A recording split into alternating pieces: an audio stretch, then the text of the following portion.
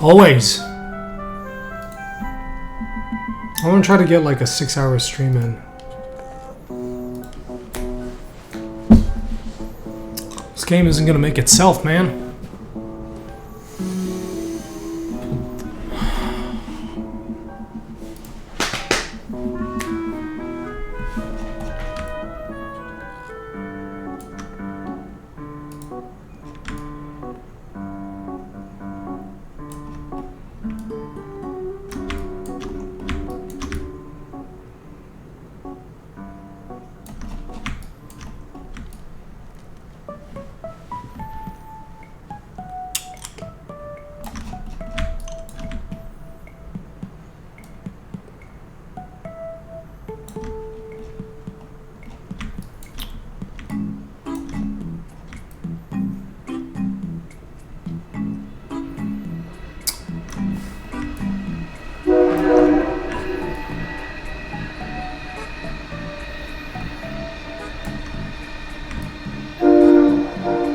Ah, just so relaxing, you know?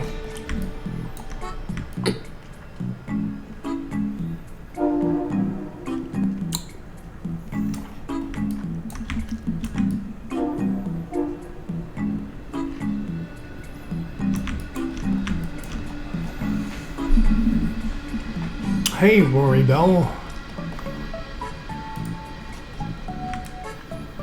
What's going on?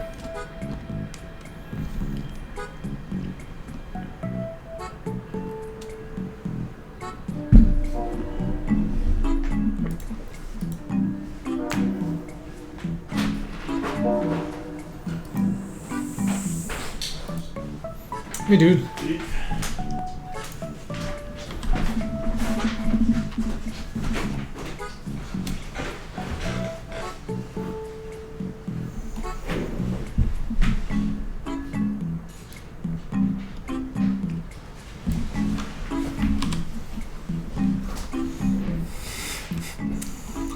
Slow day. It's like 10:45 in the West Coast. It's barely gotten started.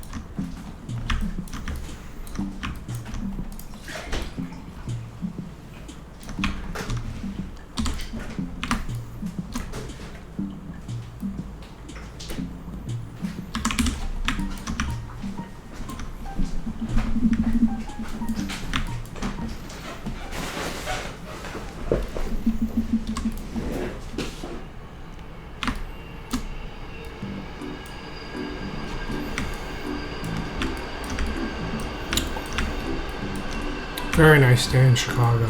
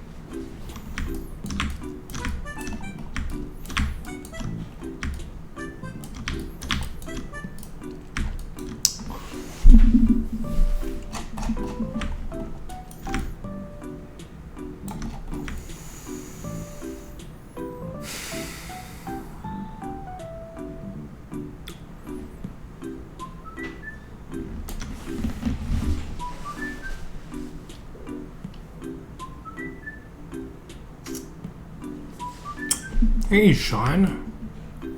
How's it going?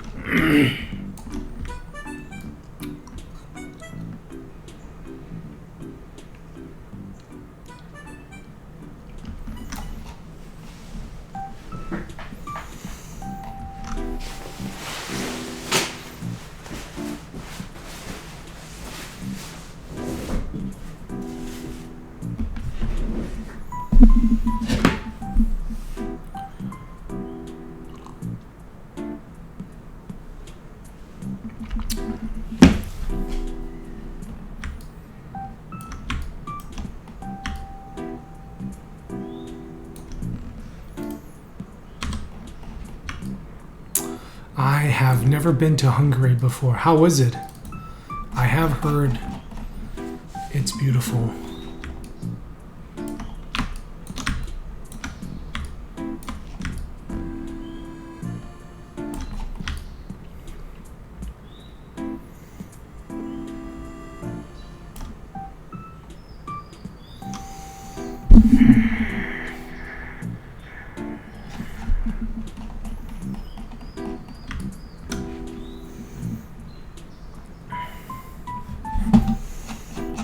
Let's get this level set up.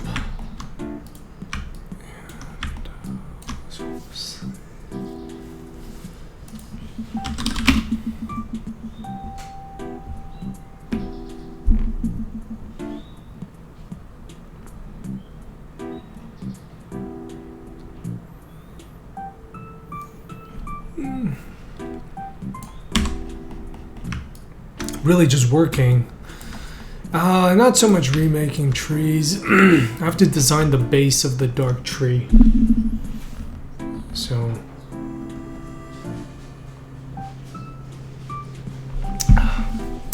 game is coming along well. Yeah, I'm now going back into working on the main game. You know, for the last 6 months I've been working with test levels.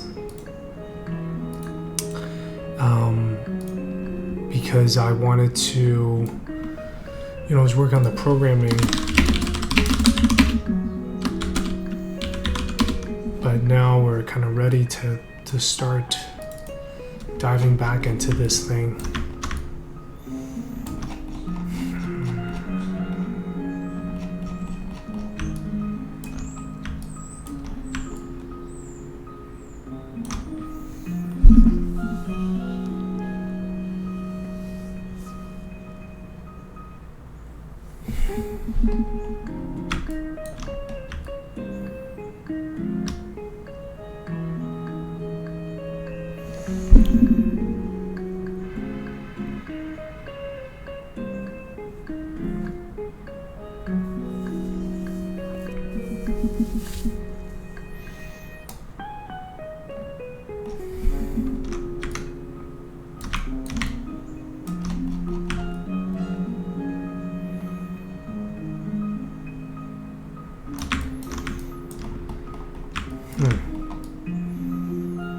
Well, you know what?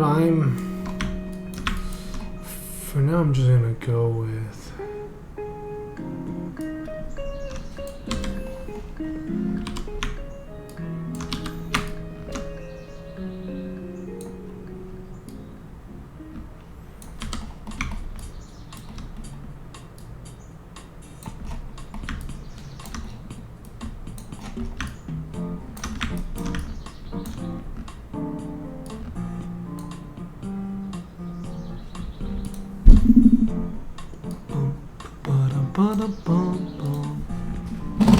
Hey, Kawachino!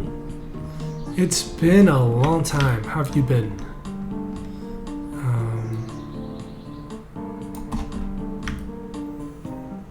You had an excellent weekend? 1, 2, 3, 4, 5, 6.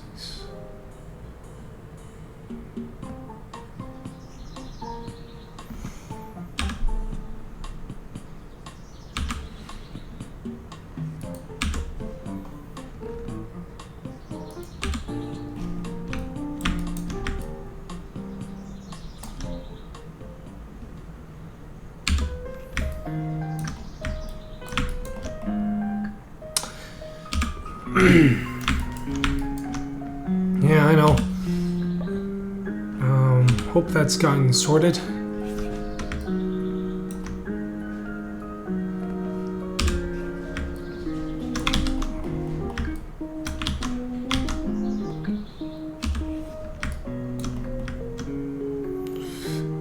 Now,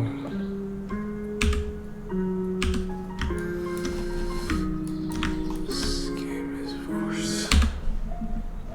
I'm still working on the game.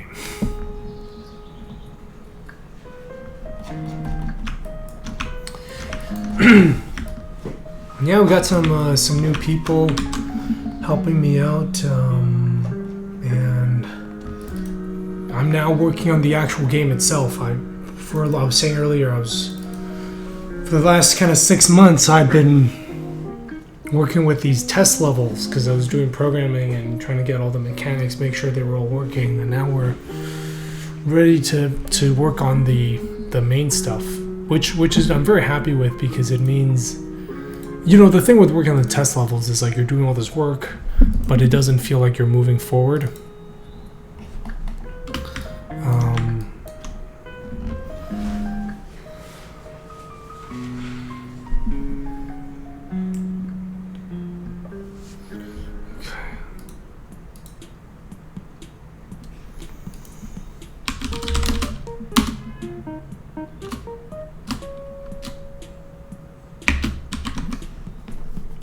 Hey, ACP Twitch. Yeah, so now that I'm starting to make progress on the main world, it feels like, because, you know, the more work I put on it, the more of the game I have. That's a good feeling. Mostly just streaming a ton.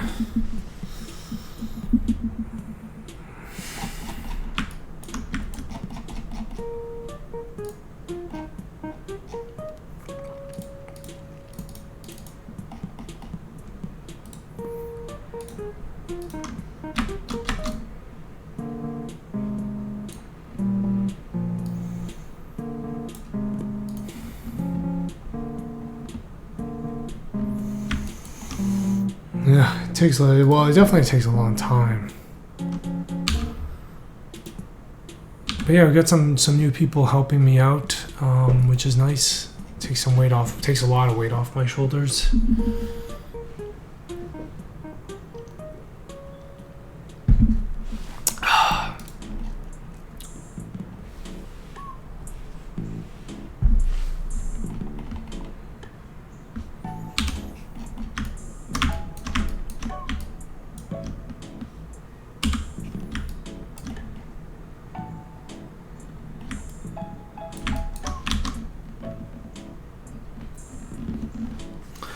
And I'm just gonna get a little bit more tea. I'll be right back.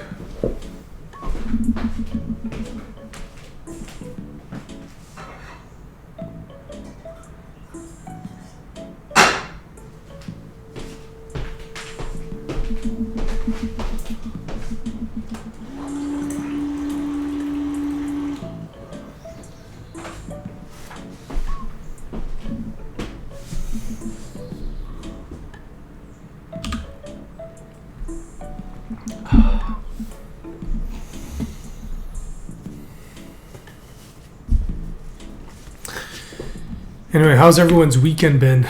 This is Monday.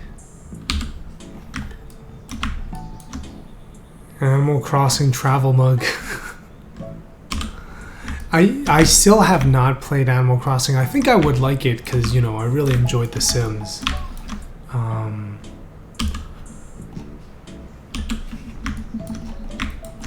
yeah, the music is pretty great.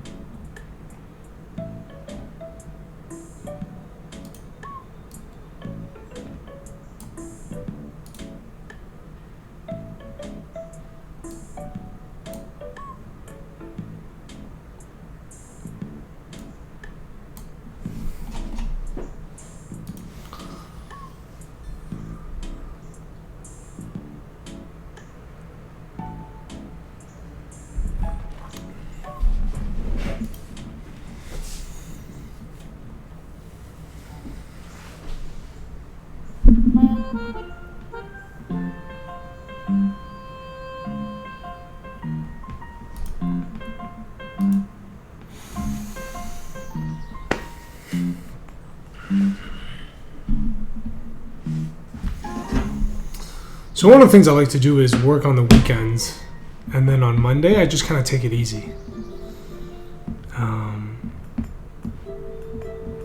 Because like Monday kind of sucks to begin with.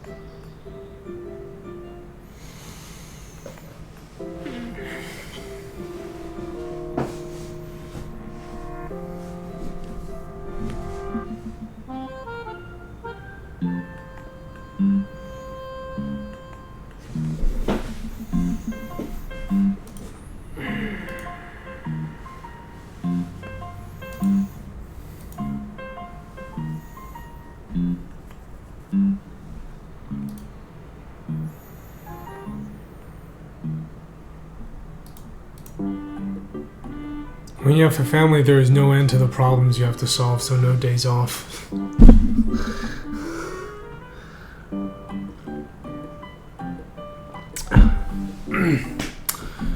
Yeah, I'm taking full advantage of my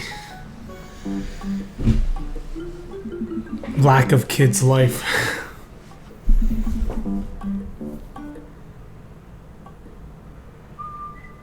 Doing all the assignments, less than a week left. Yeah. And you get to spend time in Budapest. The bath, so is that just like, is that like a public bath? I don't think, we don't really have those here in the US. We do, but they're places that have a certain connotation. When you say baths, I guess that's like, you mean like Roman bath, where you just go to bathe yourself?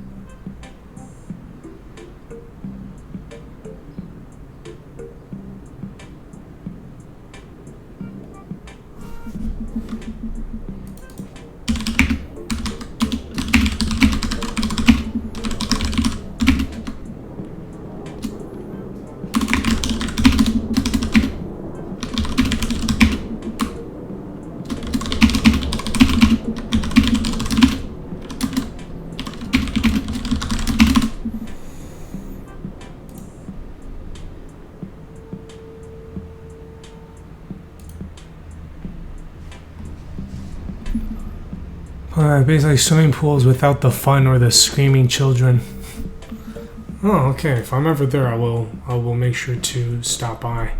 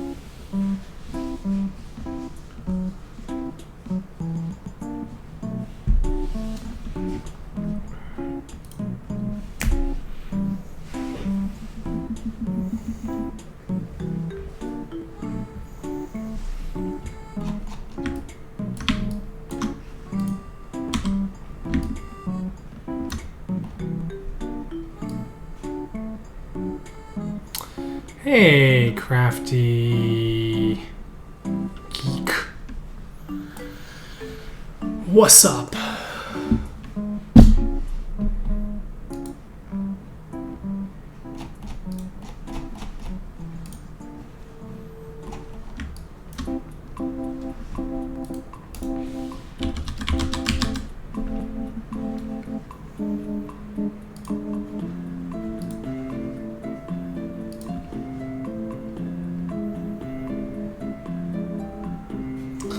I know.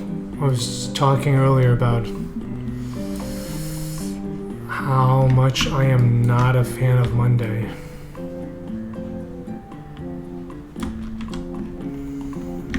It really is kind of the worst. Not in this game. The ceiling...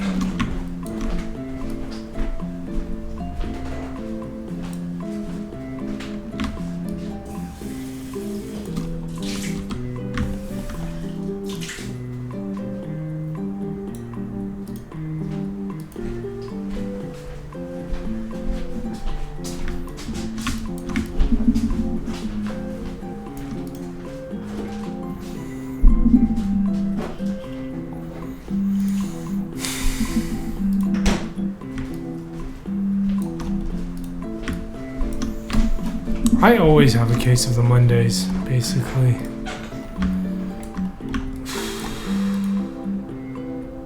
Oh no, no, no, no!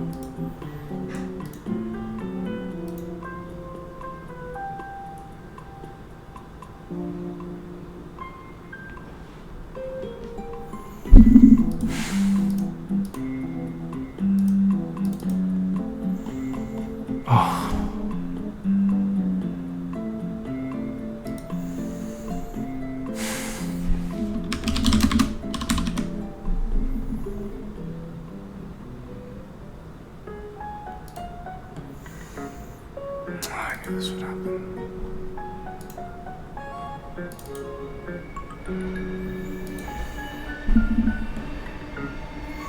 Every time I remove the Pro Builder on a merged Pro Builder thing on a merged piece, it gets deleted.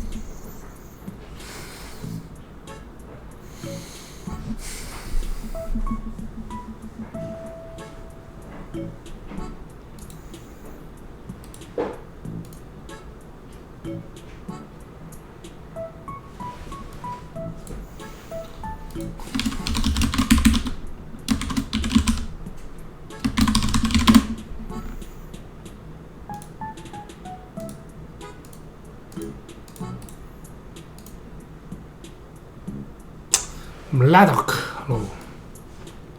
How you doing?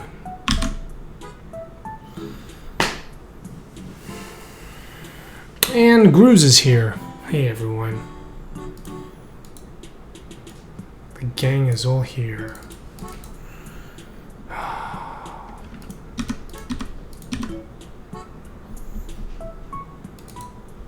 Okay, so show you guys what's going on.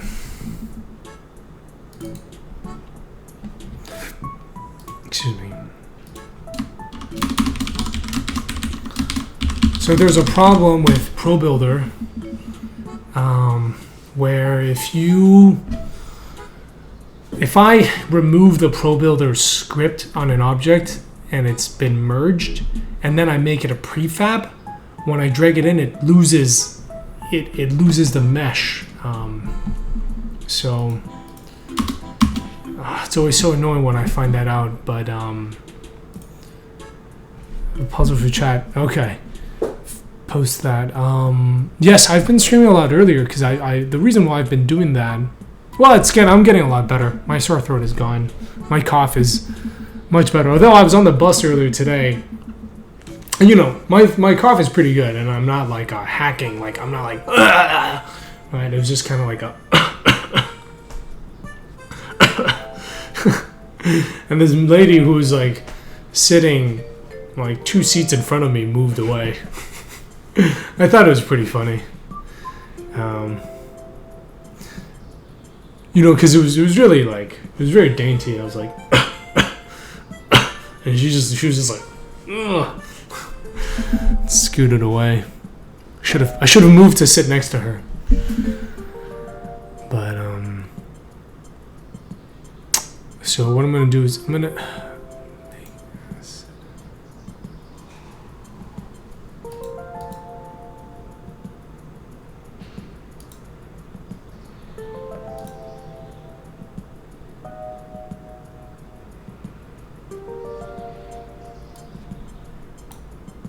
Oh. Huh. Oh, interesting. This actually...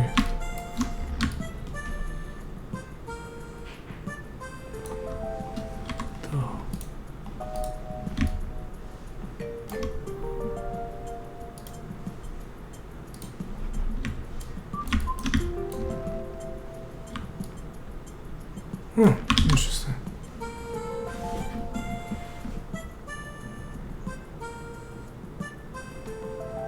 Oh yeah, I am listening to, that's right.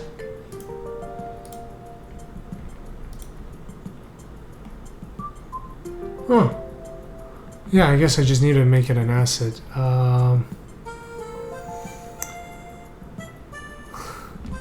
Okay, everybody loves Animal Crossing. I haven't played it, but I love the music. So, good enough?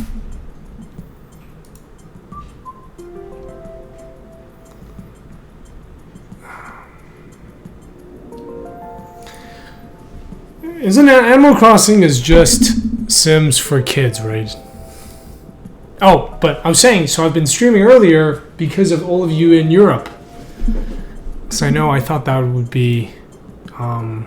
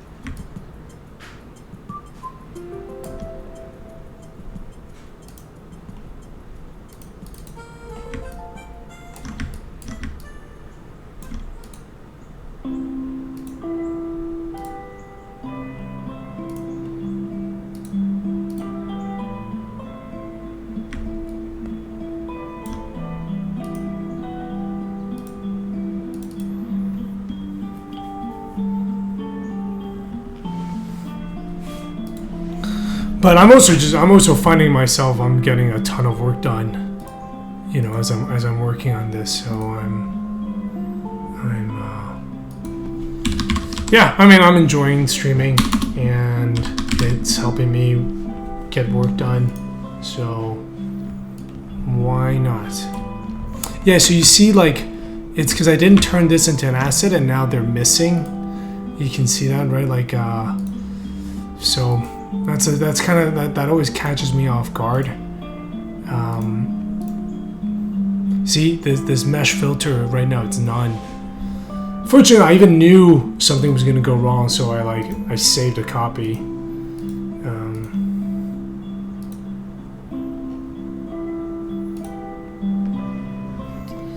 So what makes this kind of annoying is I have to do this, which is I gotta make this out. Then I gotta take this and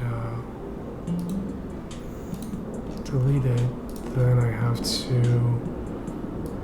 move this in here.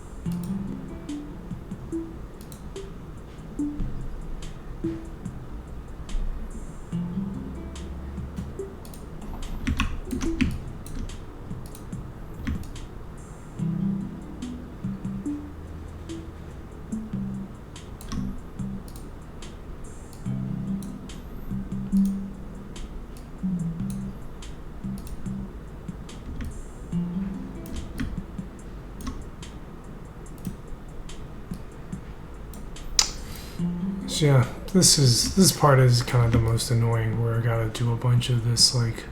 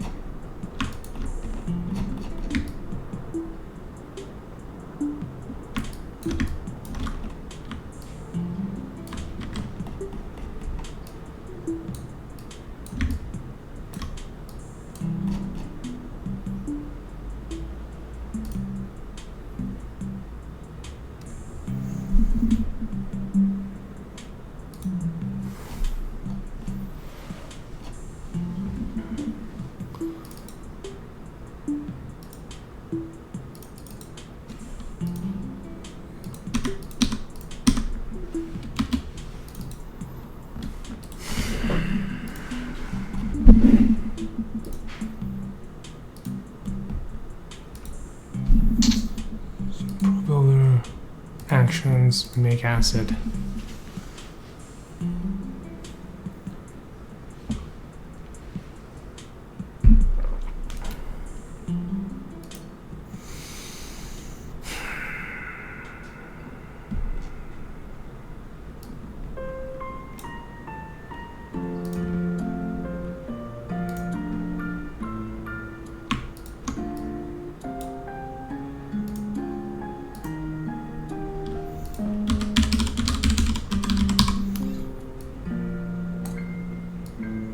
So yeah, this.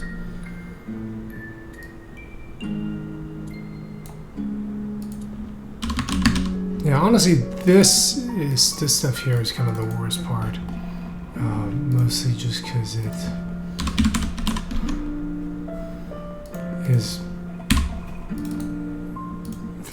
really tedious.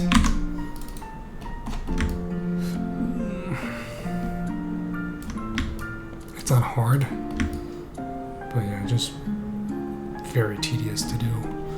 Okay, so this is blue.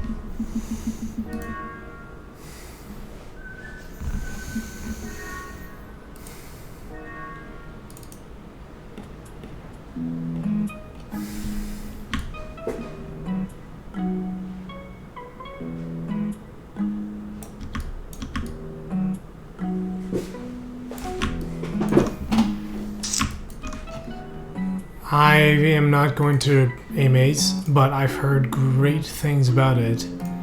And it really seems like a fantastic event.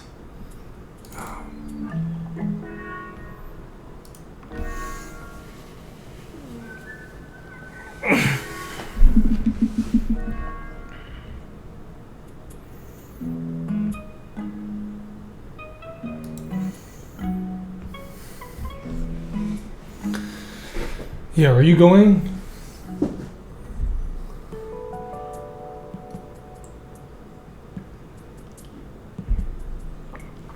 It's like everybody who I know who's been to Amaze has really, really liked it.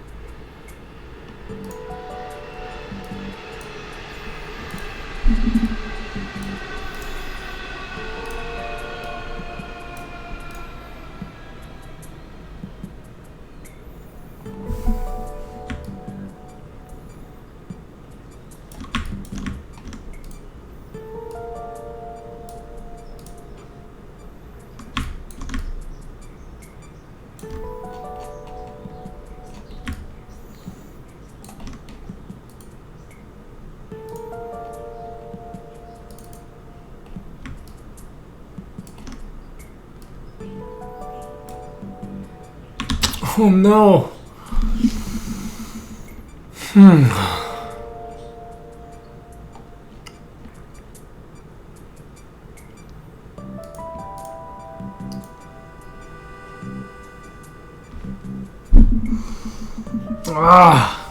This is so annoying.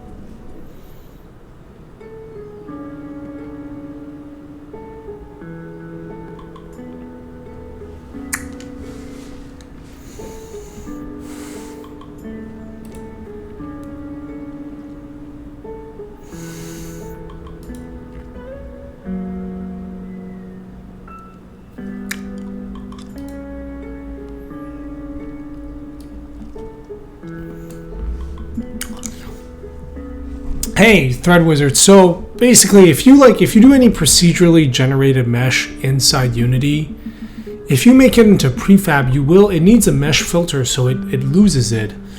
So this is kind of what I did was I forgot to do that, and now I got to go through and reset it up again.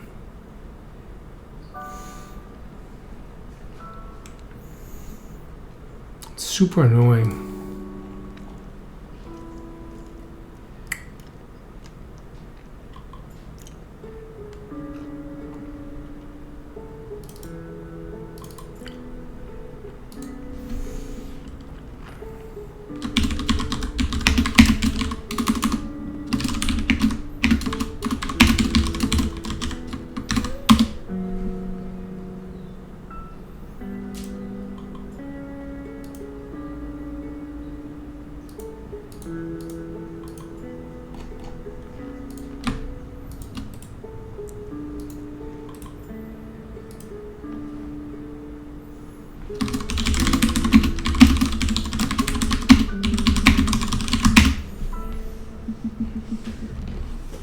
I do use scriptable objects. They're okay. They're pretty handy. The problem is you can't write to them at runtime, right? So it just stores information that I read. Yeah, no, they're great, but they're limited in their use.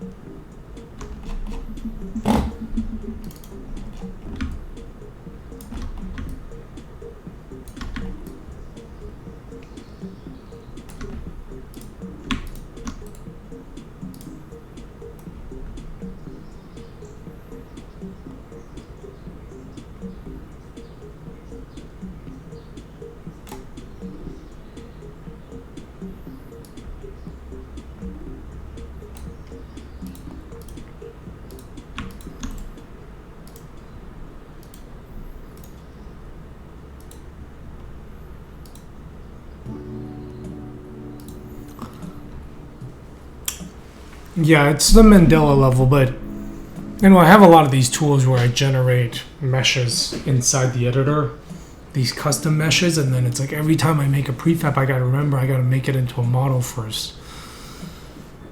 Like it trips me up all the time.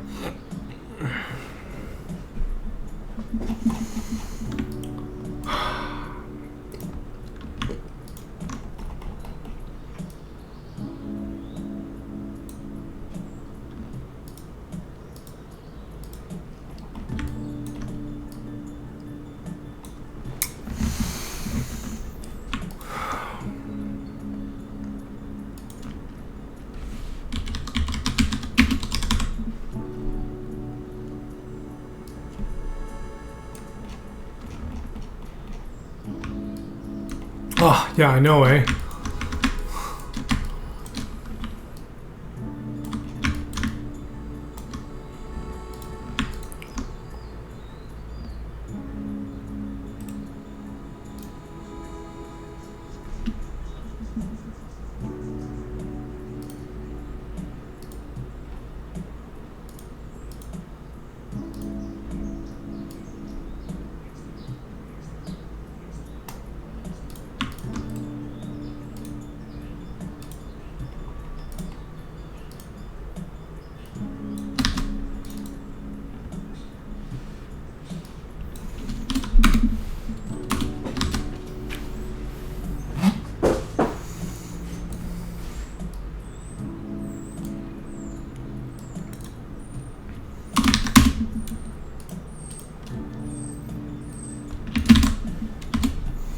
I mean, I guess that stuff is,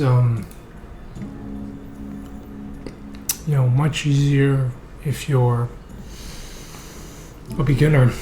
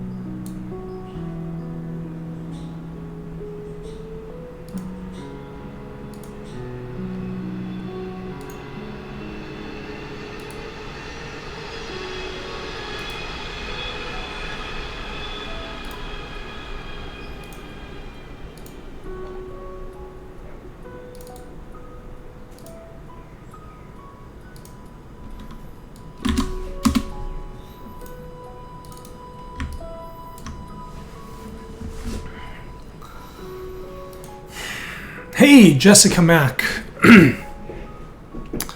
How's it going? We're just doing some super tedious level setup. I was talking about how, I guess this is probably the way with a lot of things, but in Unity, if you make, like in the editor, if you make a custom mesh, you need to remember to create a model for it. Like, I guess that data somehow isn't saved if you make it a prefab. Something I don't quite understand. I mean, as far as I can tell, a mesh is just a set of vertices and triangles, right? It's just two lists or two arrays. But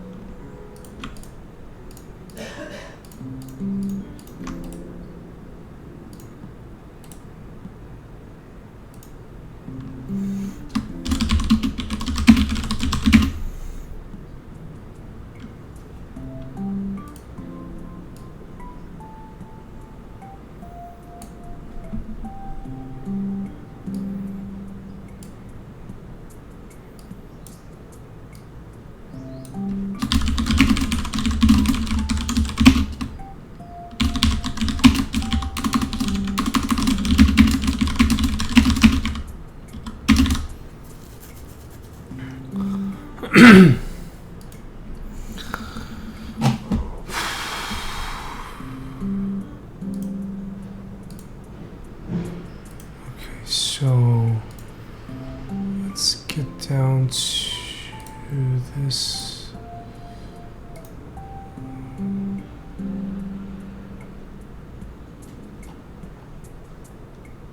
Oh, no. Ugh, this sucks.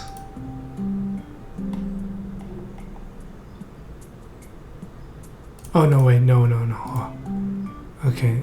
No, that's not too bad. Ah, okay. Okay, that is... No, okay, yeah. It's not bad.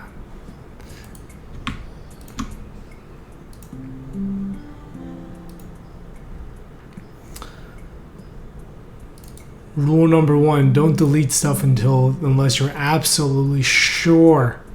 Unless you're 120% sure you don't need it anymore.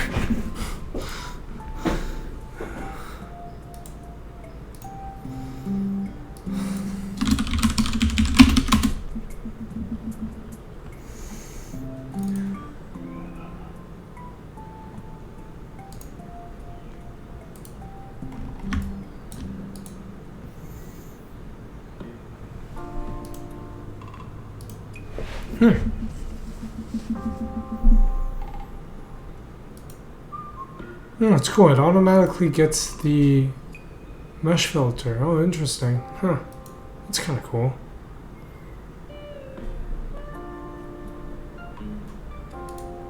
Mandela Room 2, line mesh B.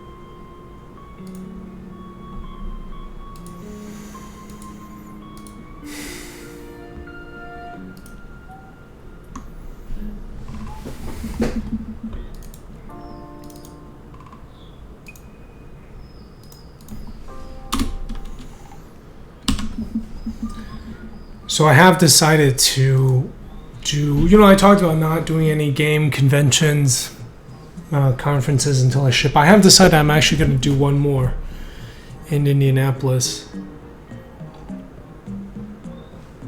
Indie PopCon, but I've done it for the last 3 years. For the past 2 years, they've been giving out this award, the Reboot Award, for the best indie game shown at the show. And first prize is $10,000. No, Sony hasn't invited me back to E3.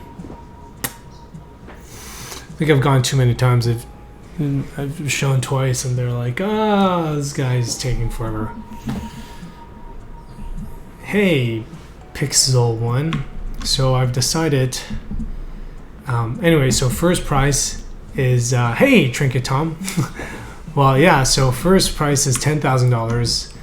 And second price is a skateboard. And I've gotten second place 2 years in a row, so I've got 2 skateboards. And I wasn't sure if I should go back because I was like, I don't really have room for another skateboard here, but I think I think this year I'd have the best chance. So Trinket Tom here is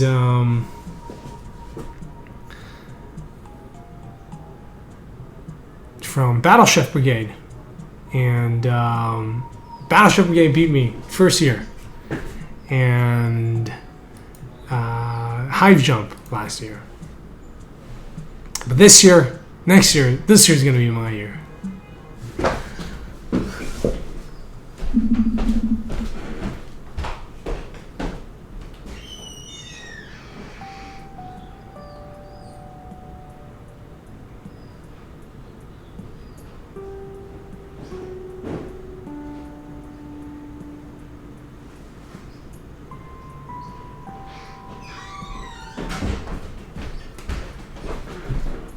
So it's a longboard.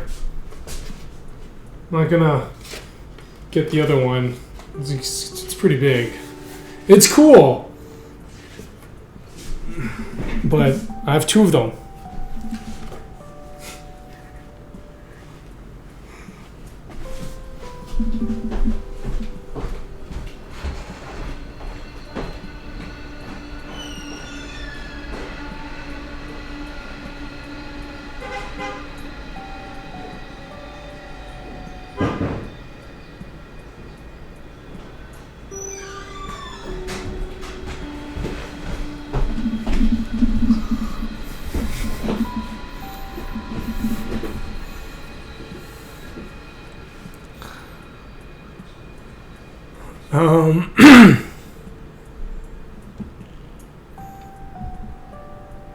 I have no idea why the skateboard, but I like it's cool. It's a longboard. I would ride it, except I'm sort of afraid of injuring myself before the game is done. Like after the game is done, I'll start doing extreme sports, but before that, I can't risk injuring my arm while this game is still incomplete.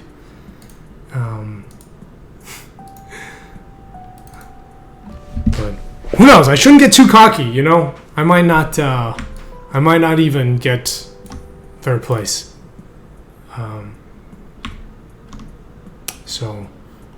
But I think I would have a good chance. I have been working on the game for many years, and I think this is the best version this year.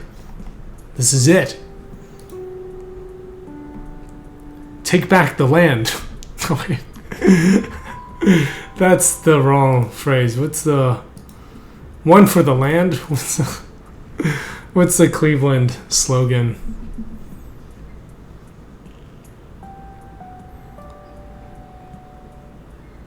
What was going through my mind?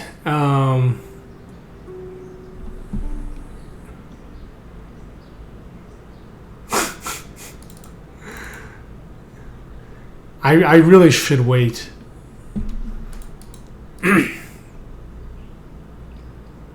Hey, Henrik McFlyboy.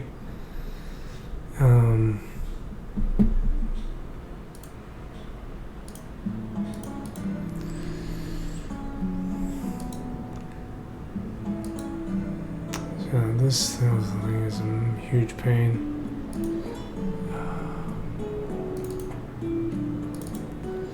Yeah, well, but you know, the thing is, it's fine. I've actually made a lot of friends through going to the events. Like, you know, there was like some kid that was like 10 when he first saw the game, and now he's like 14. And this is a kid that's always super excited about the game every year. Like his dad tells me, he's like, oh man, you know, he's like every time he comes, the kid's just asking about this game. So, can't let him down. I cannot let him down. I gotta show up this year.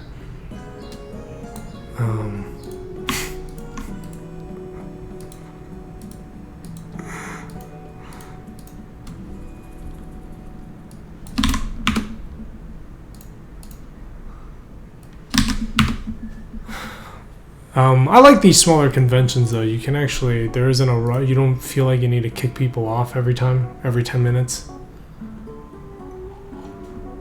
Yes, I will be at Indie PopCon this year. Hopefully for the last time as an exhibitor.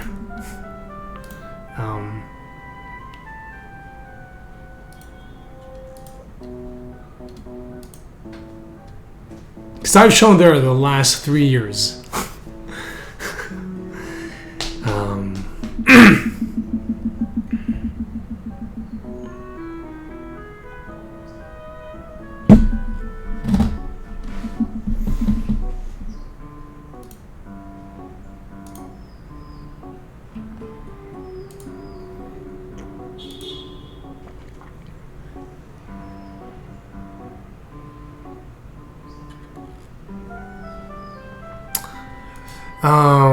True. What about Manifold Garden 2?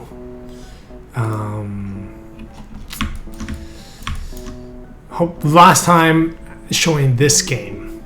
Though maybe even after Manifold Garden is done, maybe I'll just go and hang out.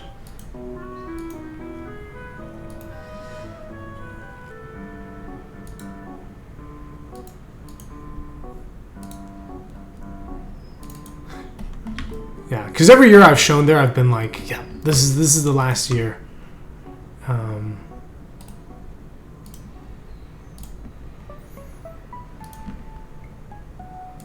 And then I come back the next year.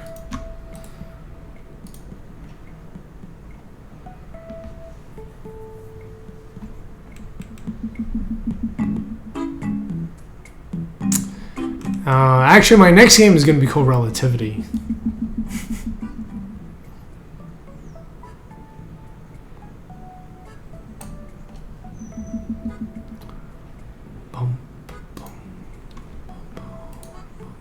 Oh, by the way, here's a really cool trick, Unity tip, is you can select this guy, copy component, and then paste.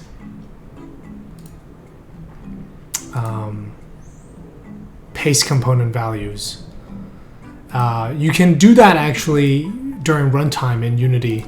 So if you make some changes and you're like, oh man, okay, I actually want to, because you know Unity doesn't save changes when you make them at runtime inside the editor, but here you can use that, and then you can save the values. That's pretty handy. I didn't learn about it until earlier this year. So.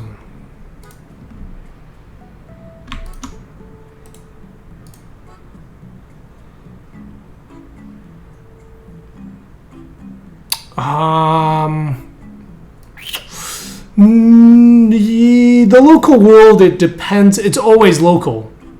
It's actually always local. That's the thing.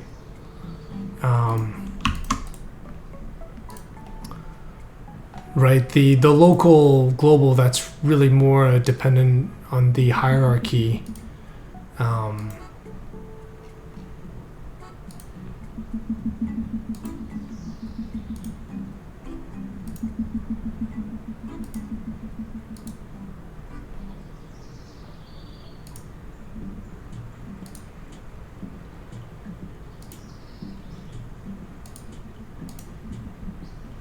whoa.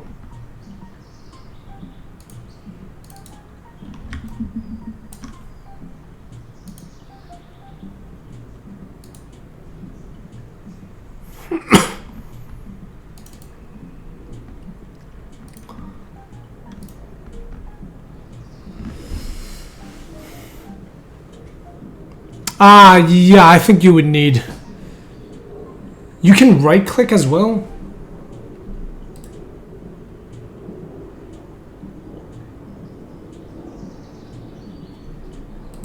Oh, actually, yeah, never mind. You don't need to... Oh, that's right. You can just right-click it. Okay, yeah, I see what you mean. You actually, so you don't have to click on the...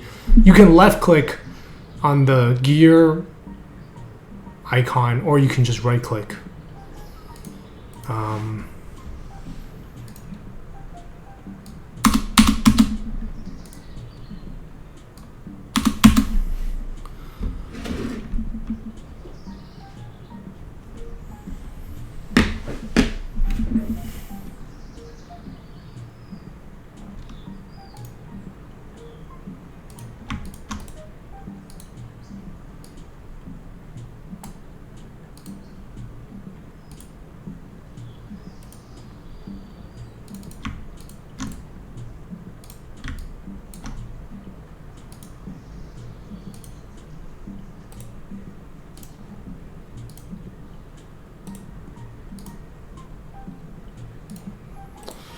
Copy component. There we go. Perfect. So, yeah. Now they all have meshes. Oh, that took forever to set up.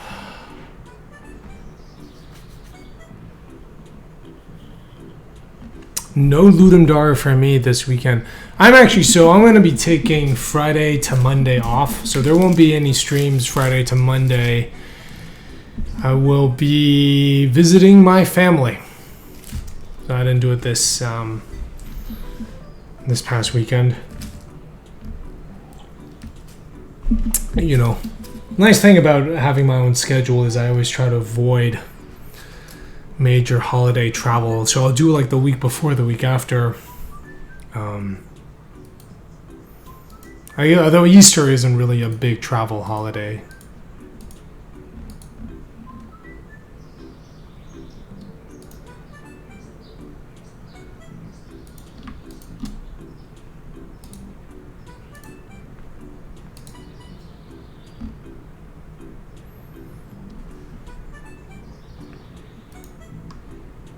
Number 6 or 7 for you.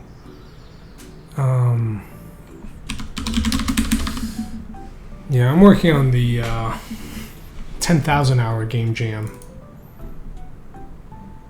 Probably missed the date on that, actually. I'm already late. So actually, let's save this.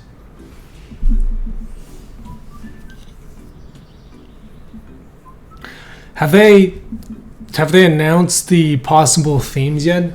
Has like the voting for the theme started yet?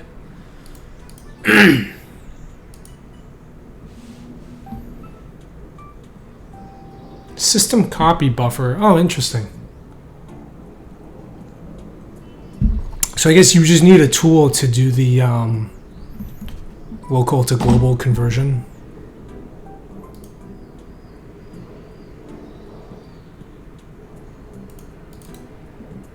Perfect. So yeah, you see this is working now. Okay, well, so actually for this level, I've decided I don't want You know, we're gonna go with.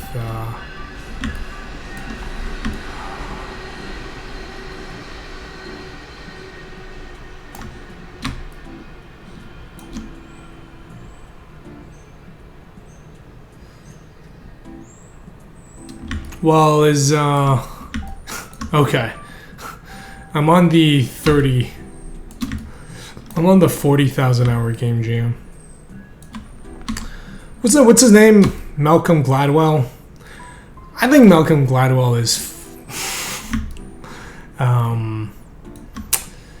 don't know how I feel about him.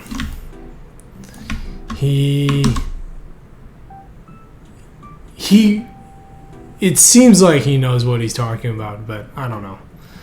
Anyway, then you say something. It's like if you want to become an expert in something, you got to do something for 10,000 hours. Well, I've been making games for over 10,000 hours, and I am. Oh, all I've realized is how much of a noob I am.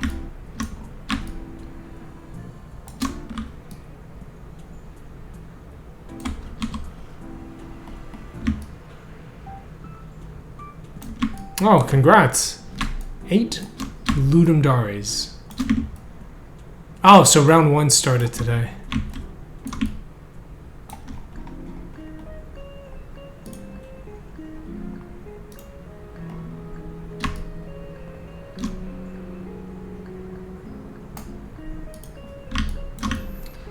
I am? Yeah, I guess I have become pretty good at that now. But only for my game.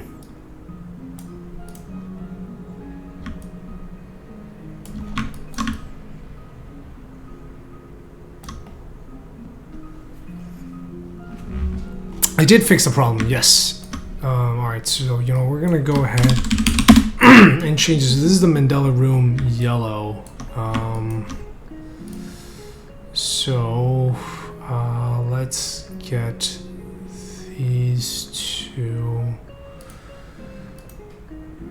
So this is where having 6 different gravities becomes a kind of a huge pain, because this means, like you can see here, I actually have to create 6 different versions of this thing. And I can't just rotate it. I cannot just rotate it.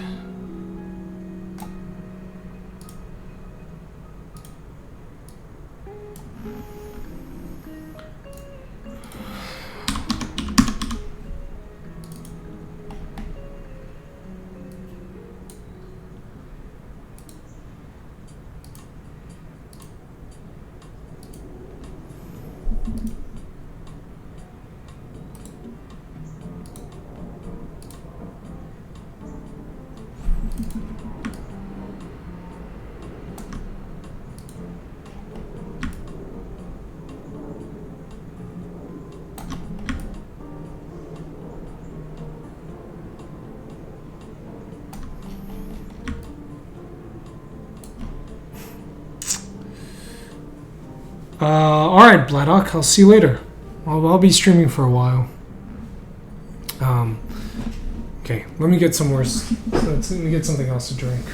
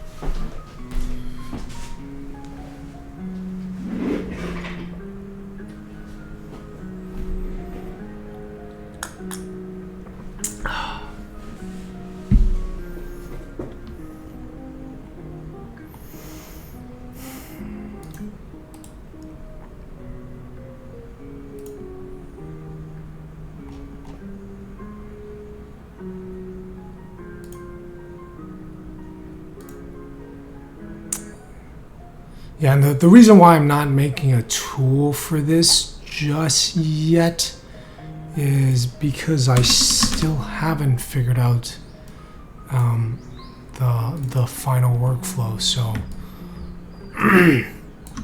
not totally ready to commit to a shape just yet. Actually, I don't even know why I bothered making a different version of this. It's the thing is, it's symmetrical on 4 sides.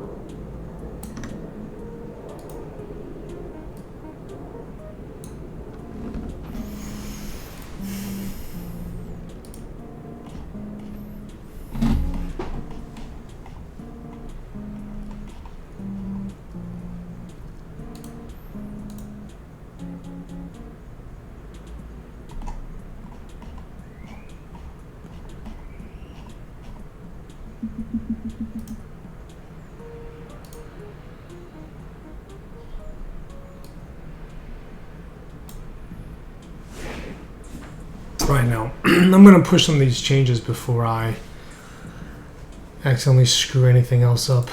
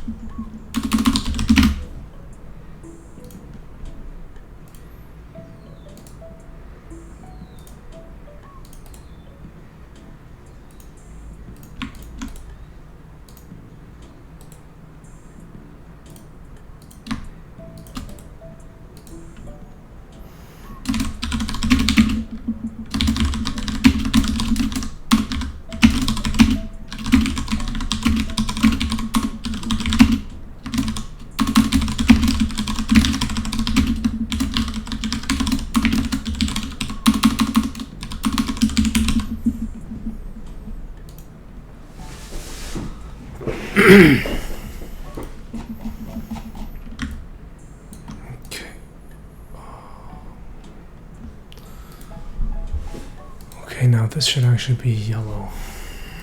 So let's update this guy.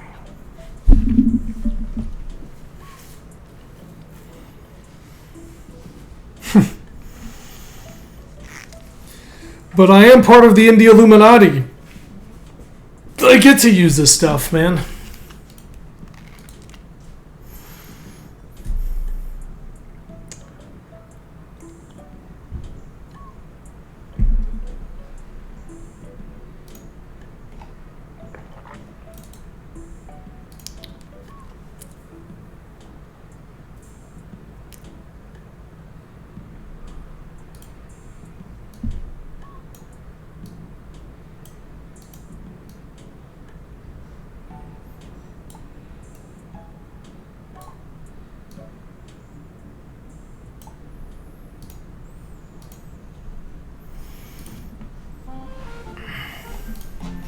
Okay, so this is level 3. So yeah, let's delete this guy. Okay, so the Mandela is here in level 3. Now we're gonna go to world 006.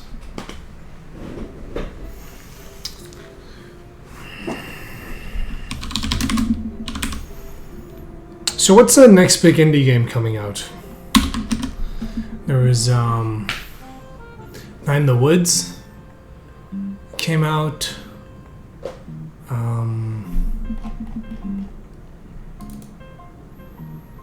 What's an indie game that everyone's been following for a while that's about to get released? Night in the Woods. Seems like most of the conversation is still about Horizon Zero Dawn. Geek and Kill. Except the next one.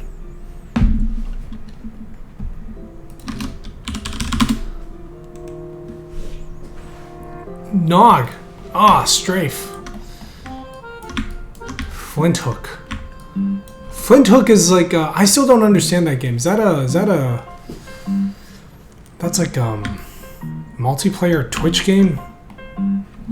Ah, Rain World. Rain World just got released. Edith Finch. Yeah, I know. I just need to finish this game. Alright, so yeah, see, there we go. Here is this. So, what I want is to create... Oh, actually, this level is going to be kind of a pain to do. But, alright, let's do it.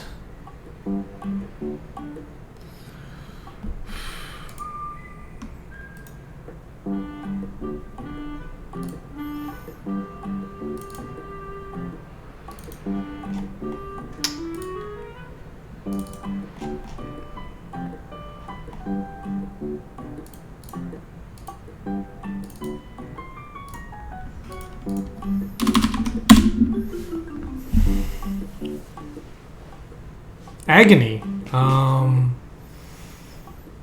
Don't know about One Shot, and I don't know about Agony. And directory following live. Welcome. Okay, so several things first. I gotta delete all these trees, man.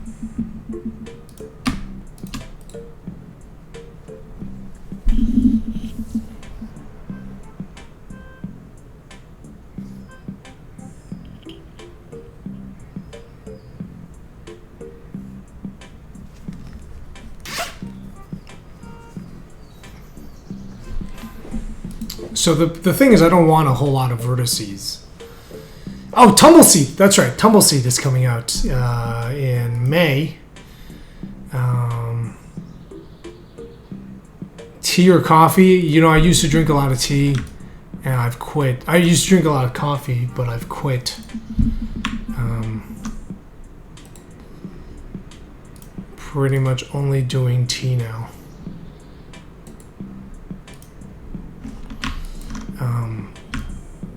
Because I was unable to sleep at night.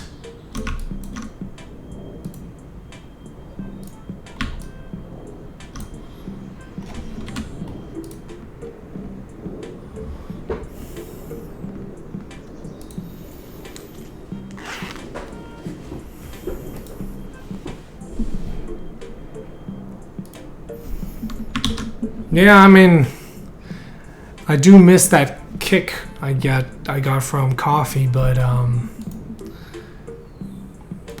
being able to fall asleep after my head hits the pillow, oh, it's pure joy. Pure joy, I tell you.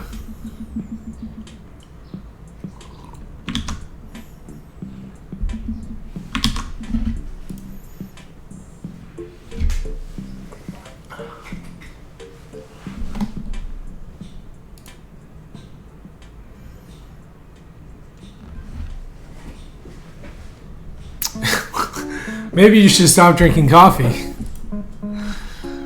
Yeah, I used to drink like 5 cups a day.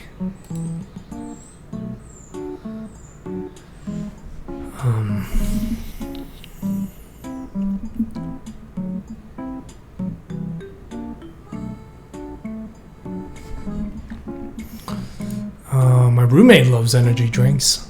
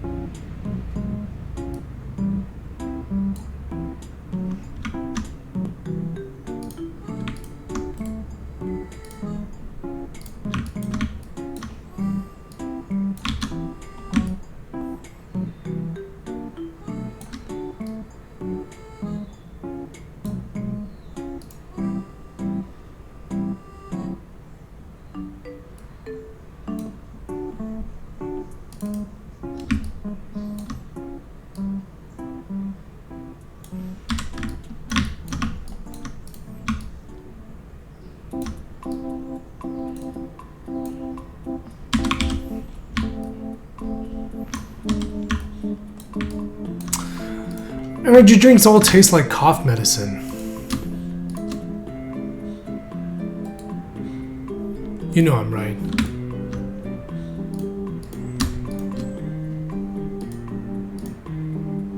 Don't they? I don't know. I remember hearing this story about this guy that drank like 2 Red Bulls and then he died.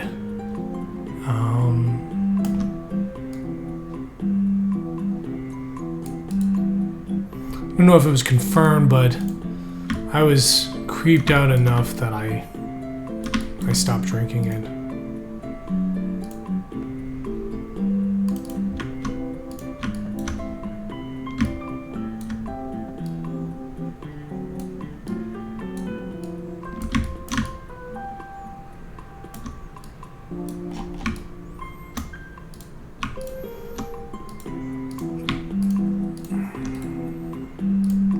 But yeah, I try to avoid any... Yeah, I try to avoid a lot of like processed foods, and sugar and stimulants. I do, I don't really drink cola either. I don't drink soda. Yeah. I mean, I do love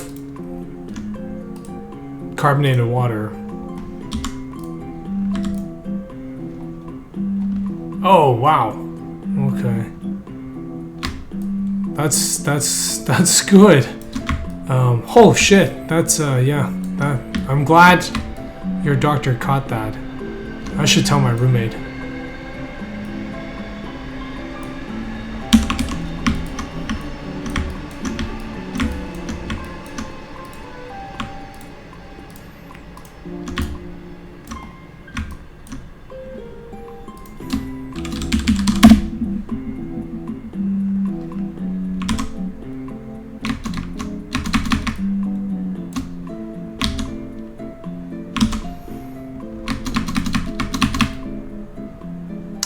Yeah, like I was just in this cycle where I was drinking, you know, I was always feeling tired throughout the day. So I'd drink coffee to wake me up, and then at some point, not, you know, then I'd have a really hard time falling asleep. Because I think caffeine has a reaction. Like I've always thought caffeine didn't have a reaction on me, but I think it's just maybe a little bit delayed. So you know, basically, at night, in the evening, that all kind of catches up, and then I can't sleep.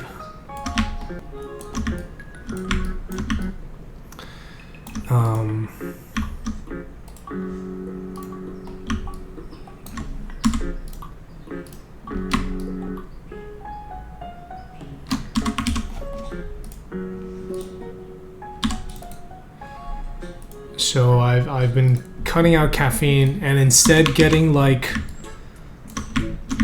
you know, 6-7 hours of sleep a night, and it's been great.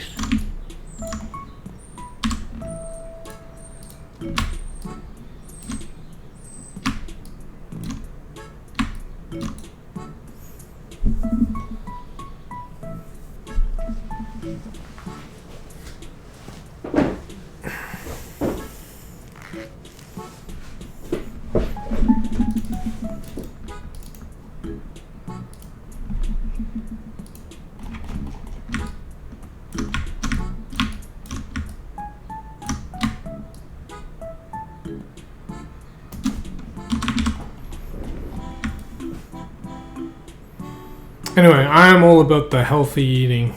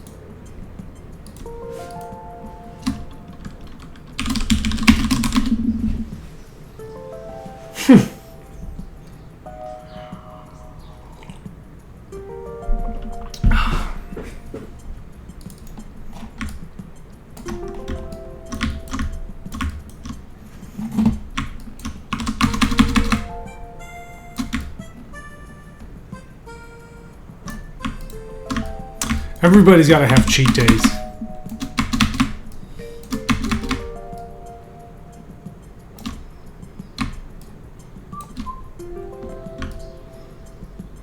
Yeah, I don't have like a Spartan lifestyle or anything. But I have noticed pretty big improvements in sort of like my general well-being.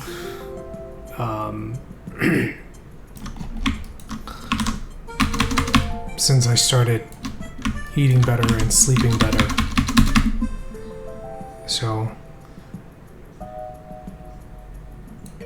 like, definitely right now, I would love to get some coffee.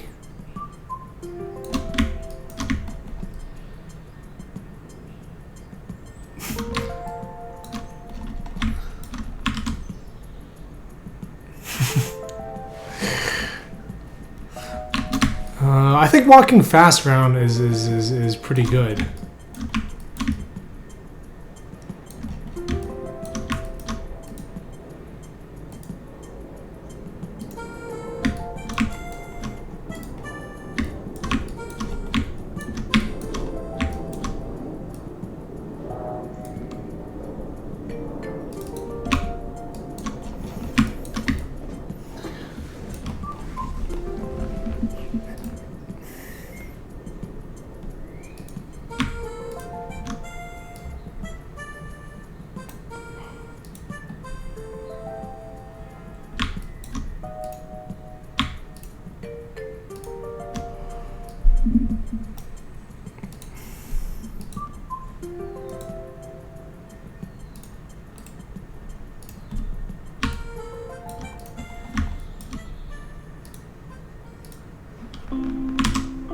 Hey, Bladdock.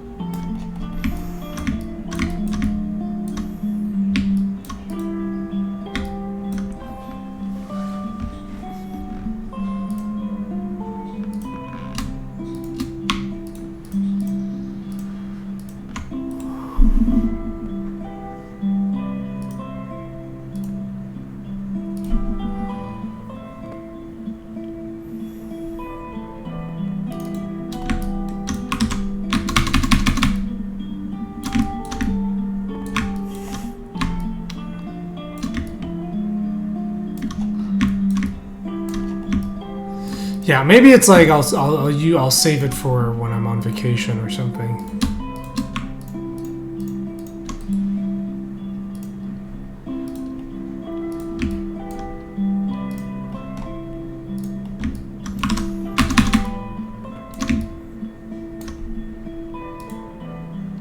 You know, when I'm stressed out, my mom tells me jokes. Boobs do not do telling jokes. Oh, it's not that hard. I'll teach you. Knock, knock. You would say, who's there? You are there. No, just ask me. Who was there? Now I say, the interrupting cow. Now you say, the interrupting cow who? Let's just do it. Knock, knock.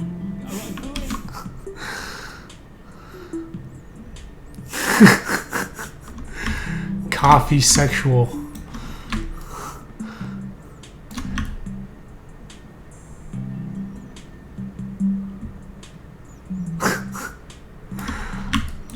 I'm not gonna ask for any clarifications there.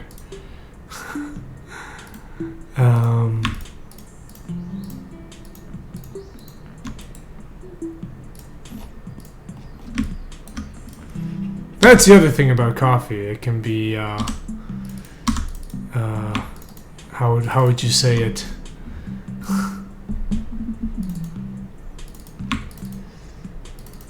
Fast acting.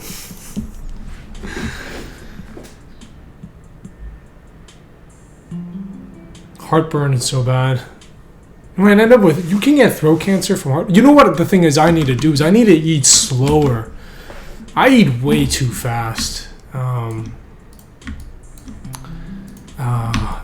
And I need to. There's two things. All right, Cappuccino. Thanks for stopping by. We'll see you later. It's good to catch up. I need to eat slower, and I need to eat not in front of the computer. Because there's a few times when I've been like browsing Twitter and eating, and then ended up kind of choking because of something that I read. Yeah, but I eat way too fast. And there's absolutely no reason for me to eat so fast. I'm not in the military.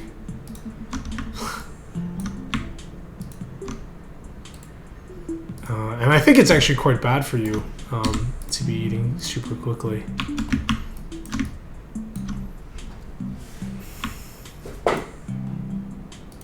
I've started listening to podcasts while eating, which I like. Because, I can look at the food.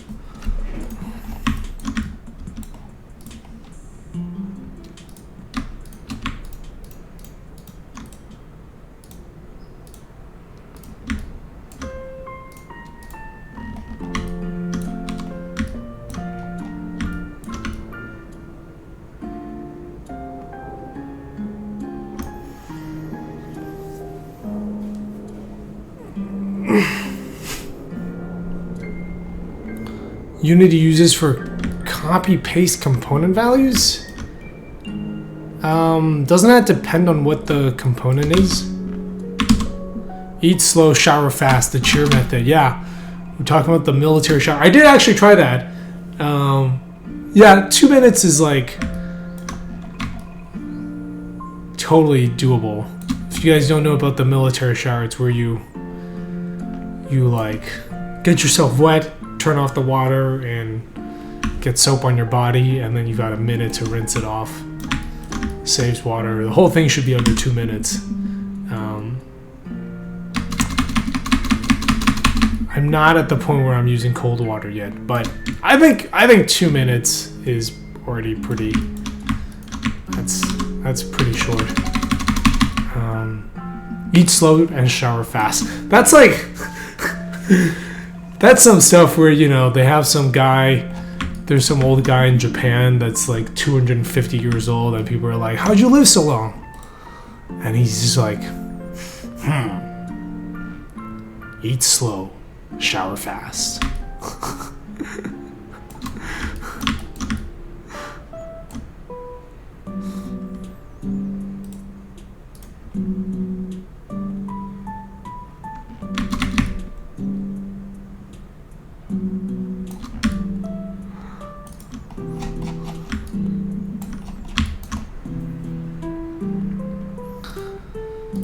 Now, if you're doing a long shower, you know what it's called. It's called a Hollywood shower.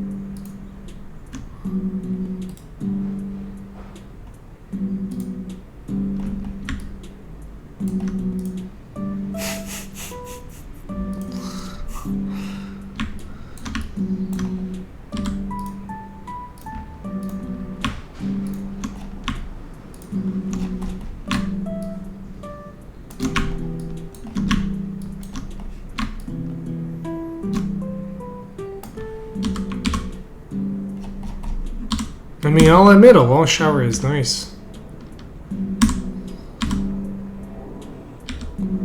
What the? Oh.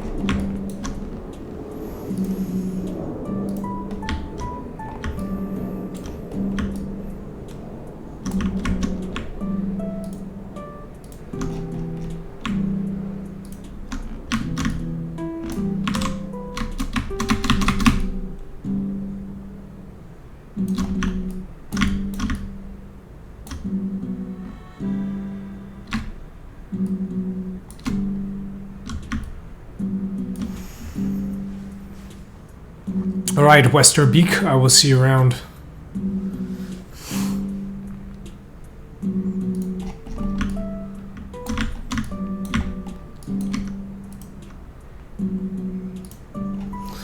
What are some other habits I like to try to develop? Well, I've been going to the gym pretty regularly, so that's always good.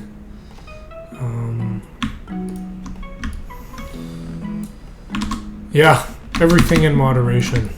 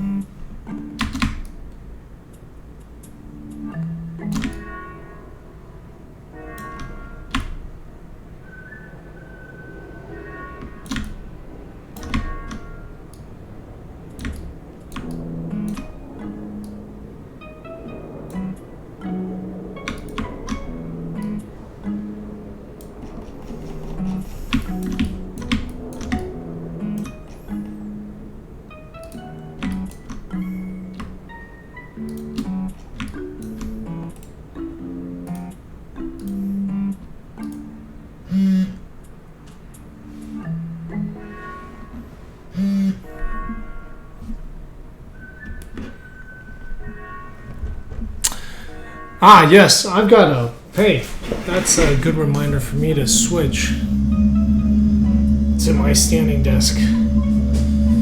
It's sitting for too long.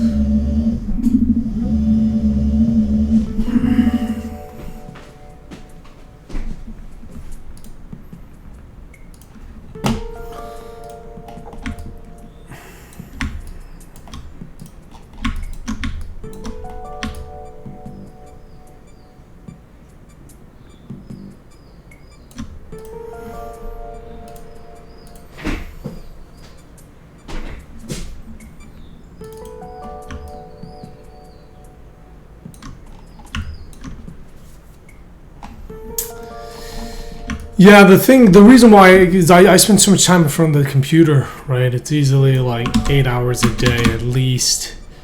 And when I had the standing desk, it's like after a while you want to sit down, and I noticed my posture wasn't so great.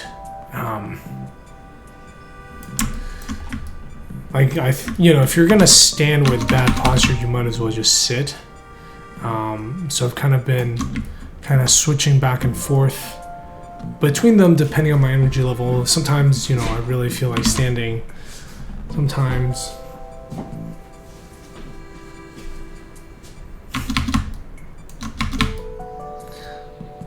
Yep. This stream is super profesh.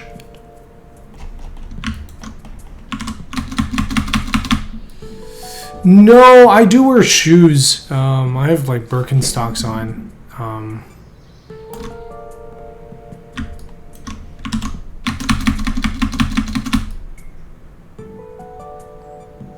But yeah, I don't know how. Yeah, I have not. Are those anti-fatigue mats effective? Because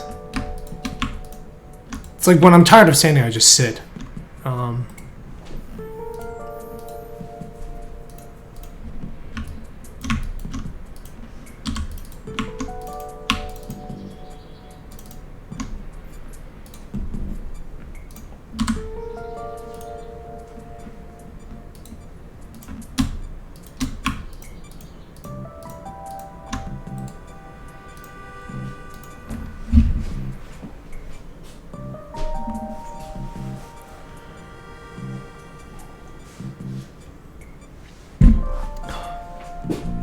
Streaming almost 2 hours now. Ah, interesting. Oh, okay, huh. Do you have a recommendation? I saw there was one that's got like, my friend John has this weird one that's like not even. Let me see if I can find the one he has.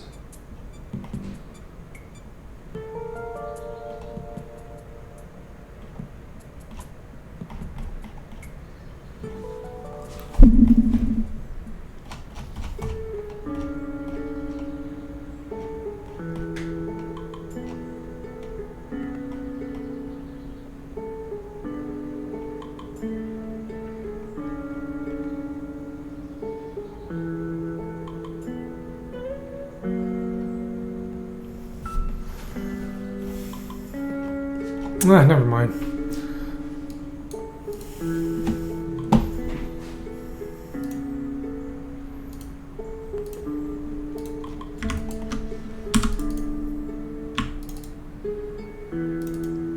Sky mat.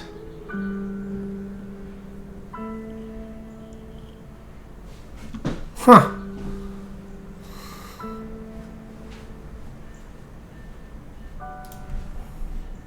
Oh, interesting. You know, I do spend quite a bit of time standing, so... Okay. Yeah, so this is,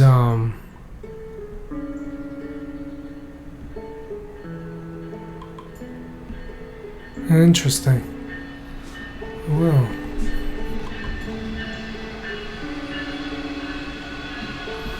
Up to 32 pounds. My feet will feel like I've lost 60 pounds. Or, instead of standing for an 8-hour day, it will feel like you stop working at lunch and we're relaxing poolside all afternoon. It's pretty cool. This guy's desk is way too low. This is not ergonomic. Look at him. This guy's gonna have some back pains. His standing desk needs to be way higher.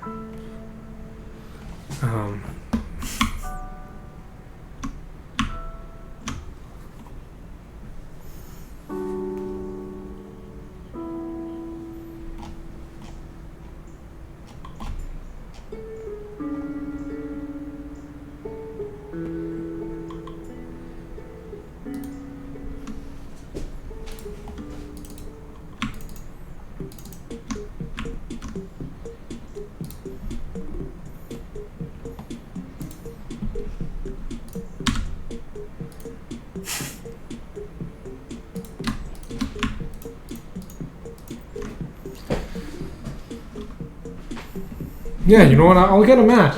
You know what? I'm gonna order a mat because I have noticed that I can't stand for a very long time, and I just sort of attributed that to getting fatigued. But yeah, sweet.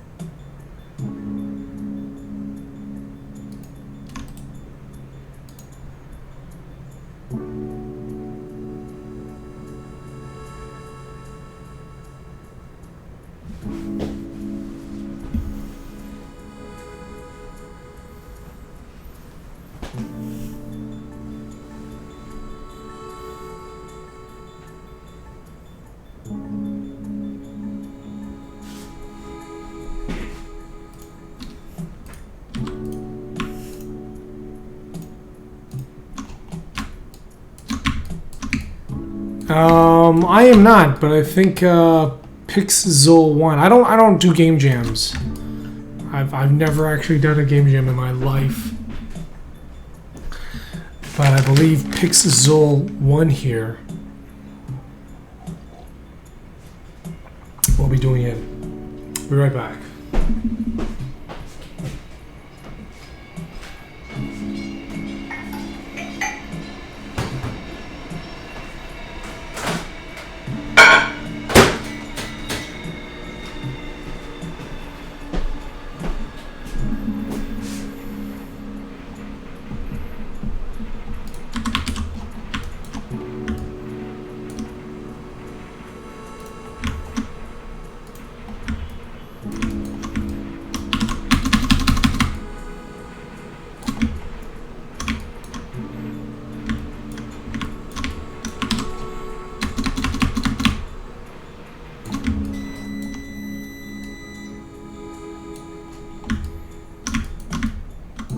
I know, but I'm just so busy. I do this kind of like internal jam on the weekends where over a weekend I'll pick one feature and just try to get it done, just like do a deep dive into that.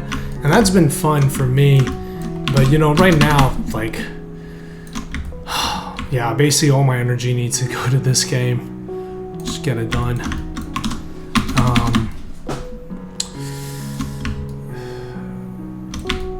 And I'm just in such a different headspace, you know. Like,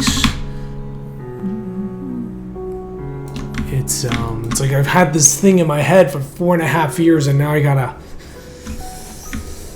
wrap it up, lock it down.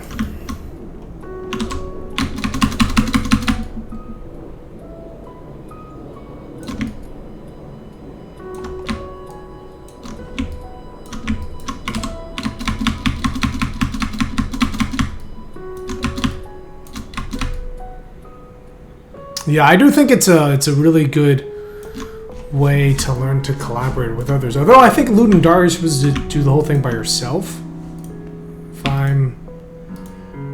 I recall correctly.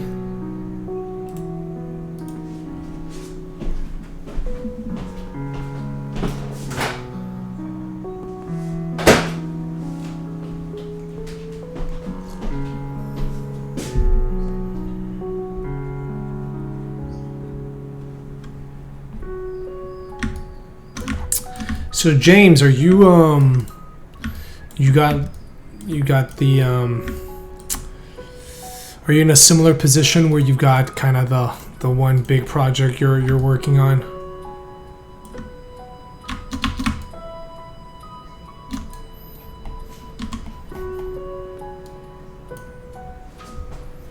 Oh, you can. Okay.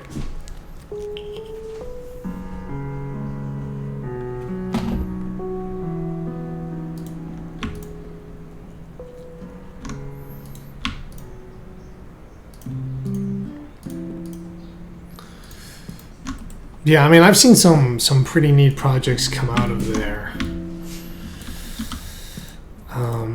You know, one thing and this isn't a strike against jamming necessarily.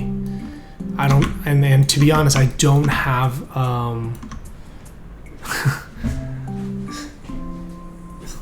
I don't have a suggestion in mind, which is how do people. Because I think the indie scene really likes jams, and jams are great, and they're useful in many ways. But that tends to focus on kind of the beginning of a project, and it's like, how do you develop the skills for finishing? Yeah, I don't know how that guy comes up with so many ideas. And the gaff, actually, I was talking to you, to James. It's your IP. It's being shown.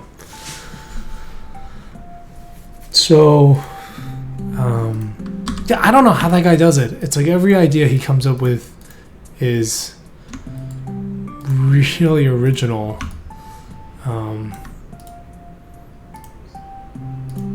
He probably just has this like giant list.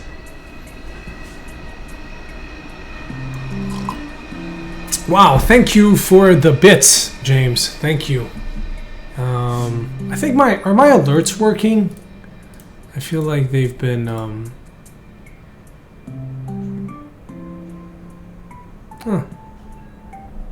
looks like my alerts.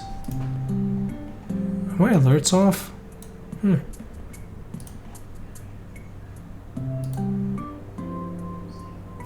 Interesting.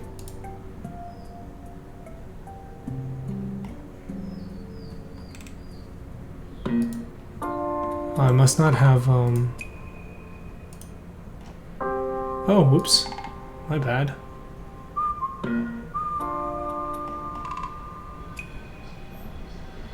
Looks like it was disabled.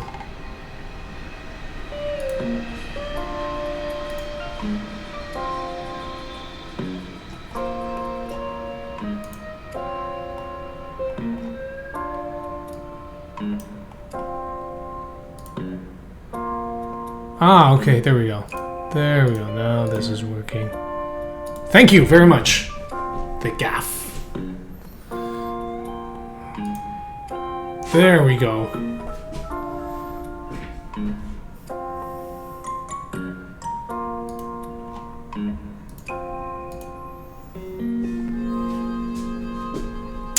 The black and white filter.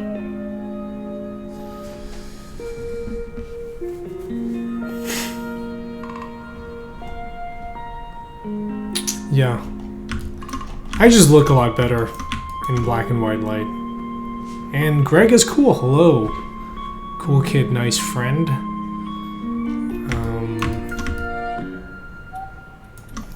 The reason why I actually do the black and white is because it's... I have, there's a ton of windows. There's like 3 windows behind me. And another one off to my left. And then this door. And so the light in this room is constantly changing. And when it's black and white, there's fewer things to have to tweak.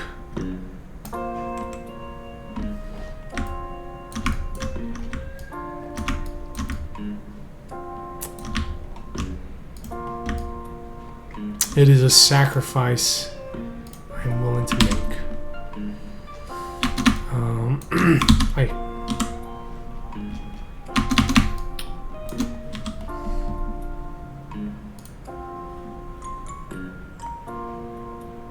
Oh, okay, I'll watch it.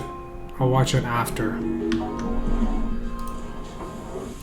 Oh, cool. Huh. Hey, that looks pretty cool. I'll make sure to check it out afterwards.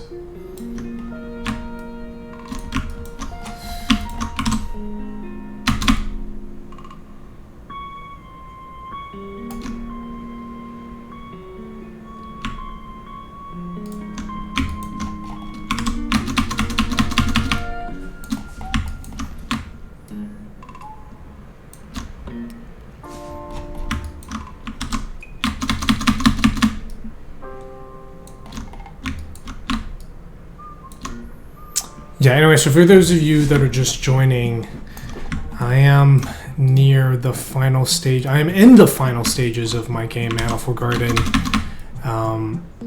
This is kind of cool because yesterday I started working on the actual game itself. For a long time, because I was trying to fix up mechanics, I was working with these test levels. And the test levels are always kind of annoying because you're spending all this time setting stuff up. But the whole time you're like, you're gonna have to do everything you've done here again. You do need to do that because it's just easier to test without all the actual level and architecture stuff getting in the way. But now it feels like I'm actually contributing to the game itself, so that's pretty good.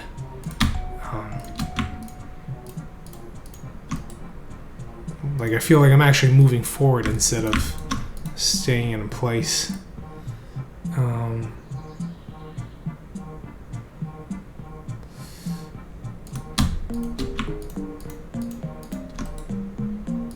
Yeah, maybe we should, yeah, we don't have like a link rule.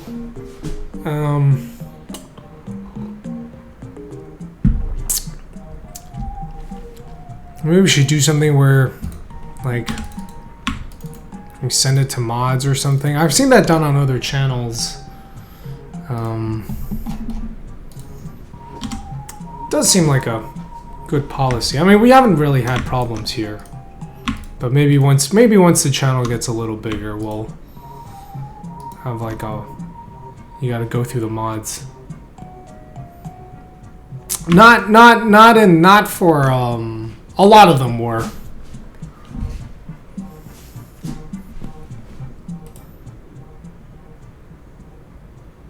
Yeah.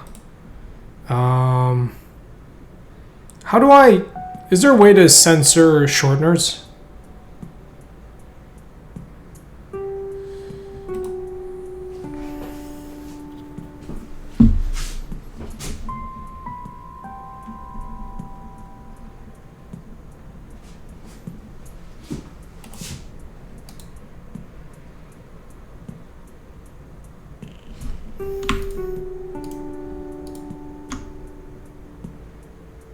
Manual. I have to manually add them. Okay.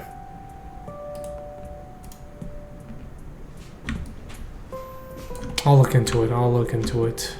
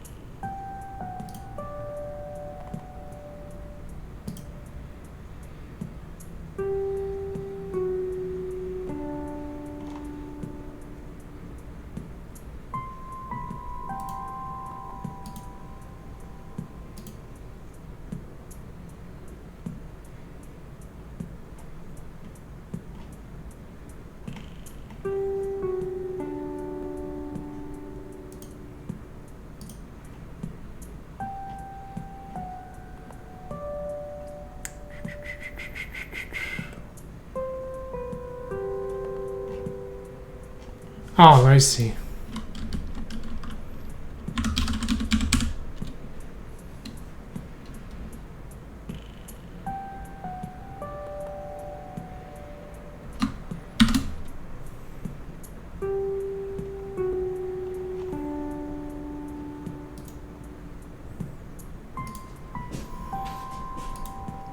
Am I excited to be almost done with the game? I'm not that close to being done.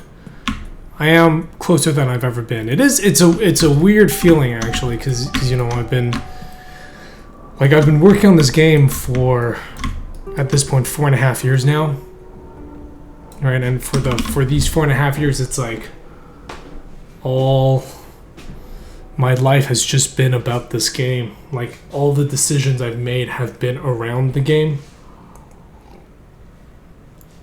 which is hard.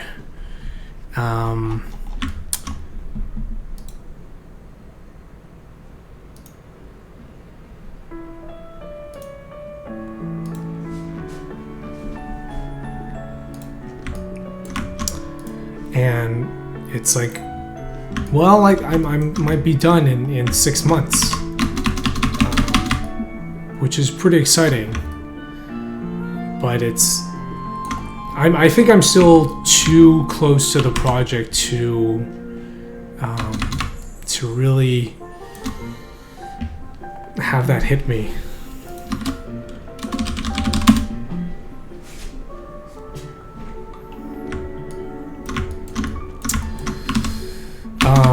So yeah, the finance. I mean, hopefully that answers some of your questions. You know, part of it is you don't need that much money if you don't spend a lot of it.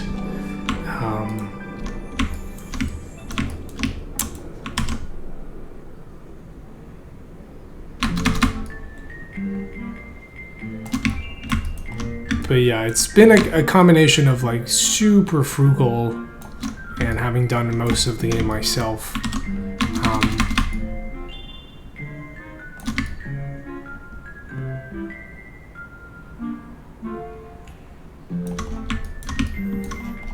And, you know, of course with... I talked about it. So I don't know how much I can expect to sell. I don't have a prediction of the market.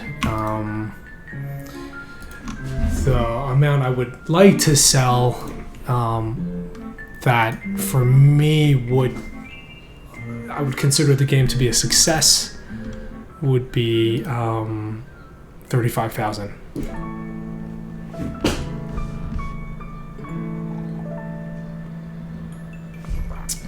Which I think is doable.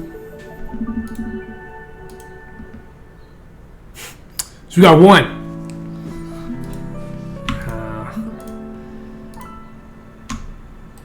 Thank you. Yeah, so yeah, I don't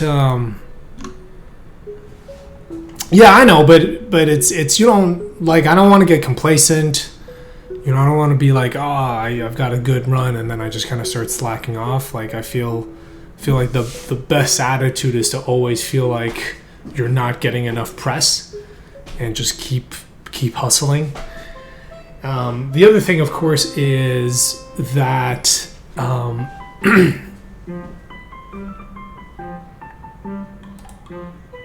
you know what? I think I'm gonna call Arthur on the stream if he's okay with that.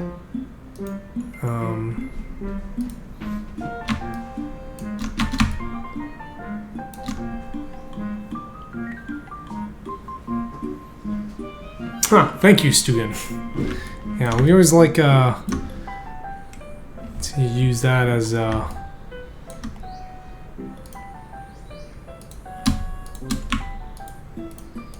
to do some focus group research.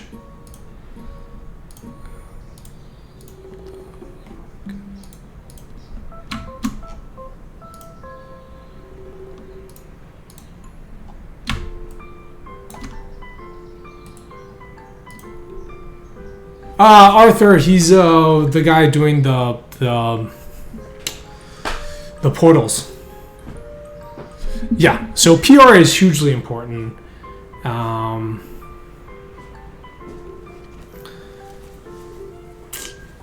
Matt, I feel like Matt, you've been here enough times. We've gone through you've probably heard me do the price discussion.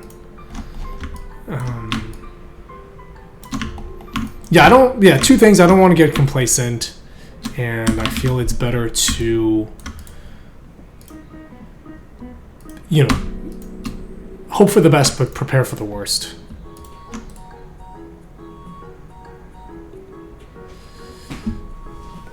Actually, no. The Will is doing most of it, but Arthur is doing the portals. Arthur is he's not working for very long, right? Because he's actually still in school. This guy Arthur, but he was the lead graphics programmer on Ori and the Blind Forest. Dude knows his stuff. He knows his graphics, knows his Unity graphics programming.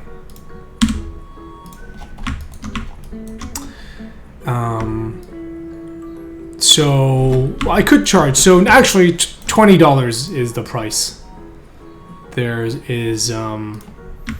it's actually not unfair to me, right? I mean, it's like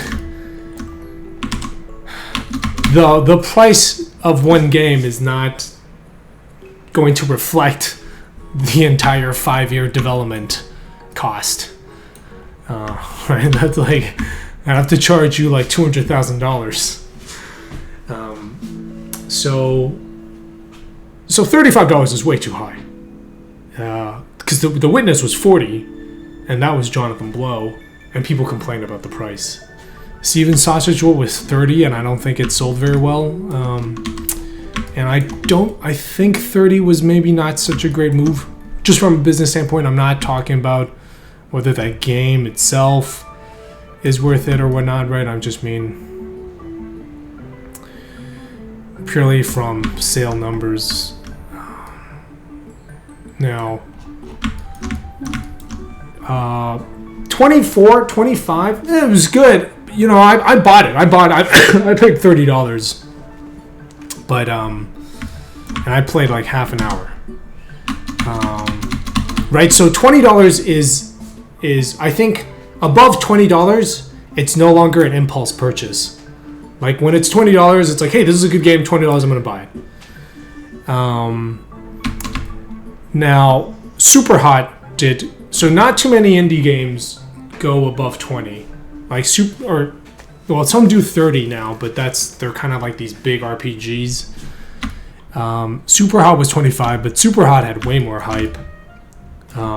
People complain about the price, but yeah, like Night in the Woods, Firewatch, Ori and the Blind Forest, all $20. Portal 2, $20. Antichamber, $20. Naissance Say was $20. He dropped the price eventually to $15. I think it wasn't selling as well, which is a shame. It's a great game. Everyone should check it out. So yeah, like $20 to me, I'd be very happy. I think it reflects the idea that it's sort of like a premium indie game. Right, yeah. So, you mean you can always go down in price? It's like $20 and then just sales. So yeah. Like $20 is what I think of the price when I think of indie games. So, yeah. In terms of length,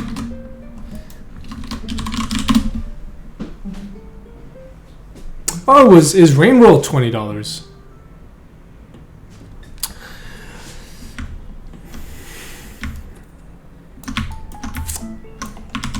I think for Stardew Valley the $15 was good because it's a 2D game.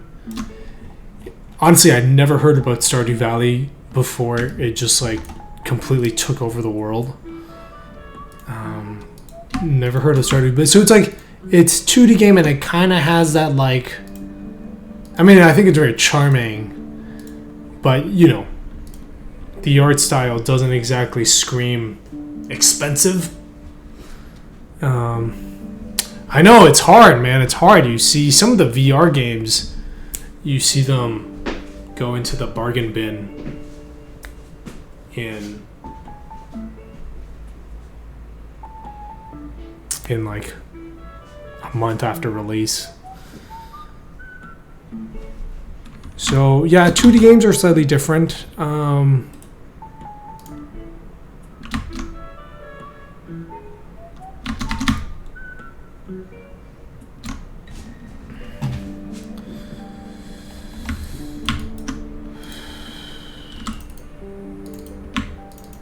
Yeah, if you want to charge $20 for a 2D game, it has to be very, very polished. Harvest Moon?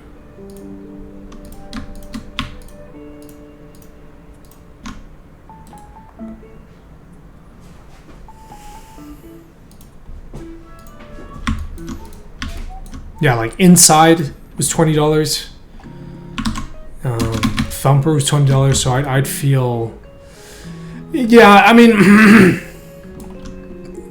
again, like, when I talk about the pricing, I'm not saying, like, that's what I believe. I'm just saying that's what the market perceives. I think Owlboy was 20, no?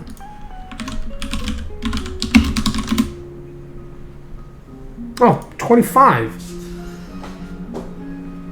That's interesting. I mean, I think it's... Wow, it's done very well. 1,500 reviews. Oh, damn. Good for Owlboy. They've done well. Wow. Almost 100,000. Good for them. Yeah, but see, he's like... This guy's like a famous pixel art artist, right?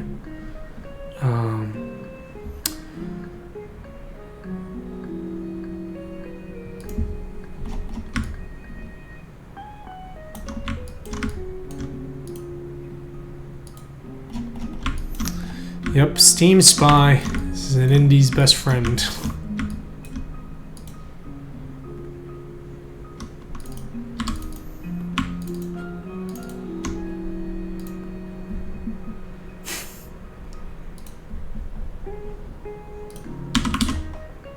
Wait, you knew I was gonna...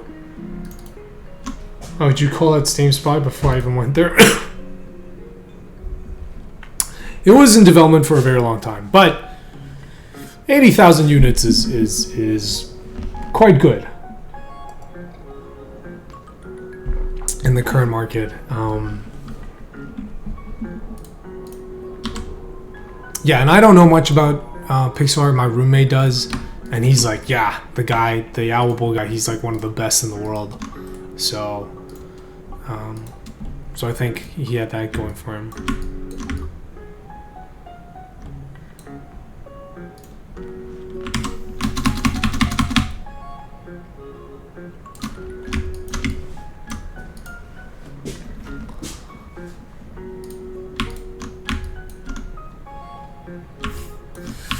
You don't know, man. I mean, you can't have that attitude, Pixel One.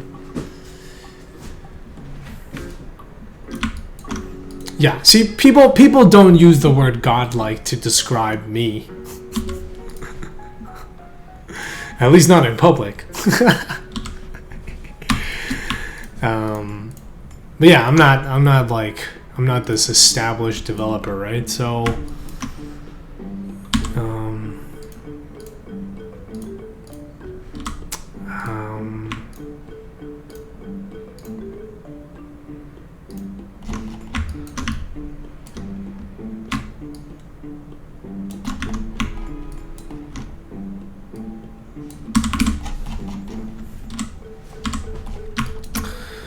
So yeah, but there's but I think the best way to kind of put myself, it's like sometimes it will come down to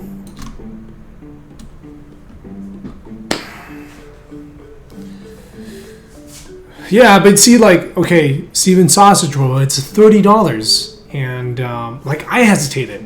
I'm a puzzle guy. Or maybe not as much of a puzzle guy as I thought, I guess. But, you know, the art style, etc. So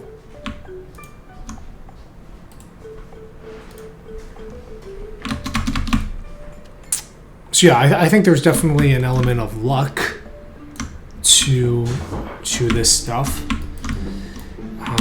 But the best position, there are just sort of things that I can do.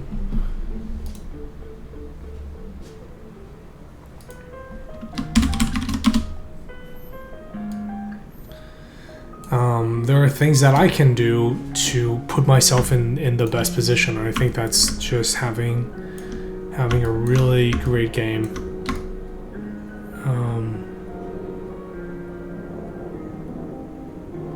Like minimum. The minimum level for success is you need a great game.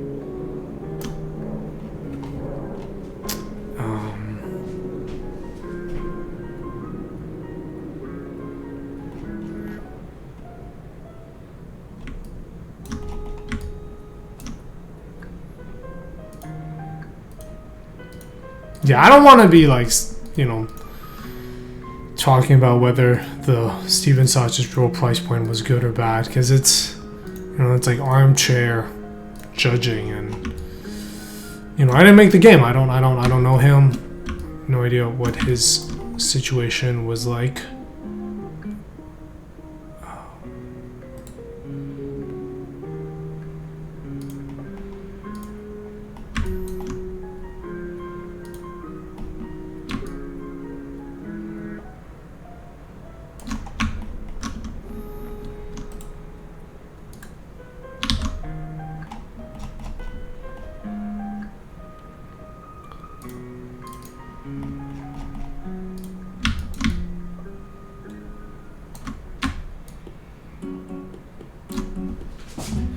I need a great marketing guy. Well, I don't think I have money to afford a great marketing guy. You know, I am going to work with some people to reach out to streamers and YouTubers, because I think that's a lot of work. But, you know, in terms of the branding of my game, I've just been doing all of that myself.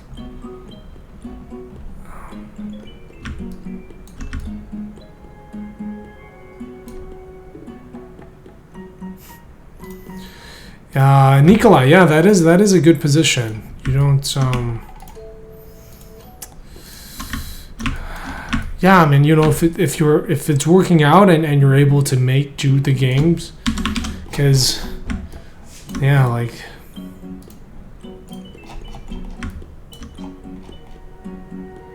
you know, taking it to the next level is,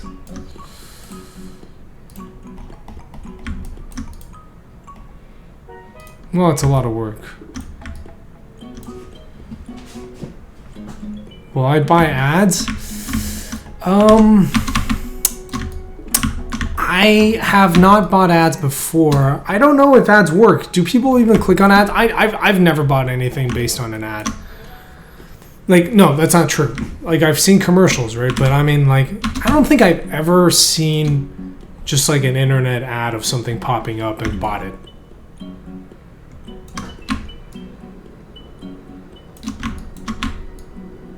Well, also I have ad blocker on, so I'm not seeing those ads in the first place. So, you know, that guy, he, what's his name? Cliff Harris. He made Democracy 3.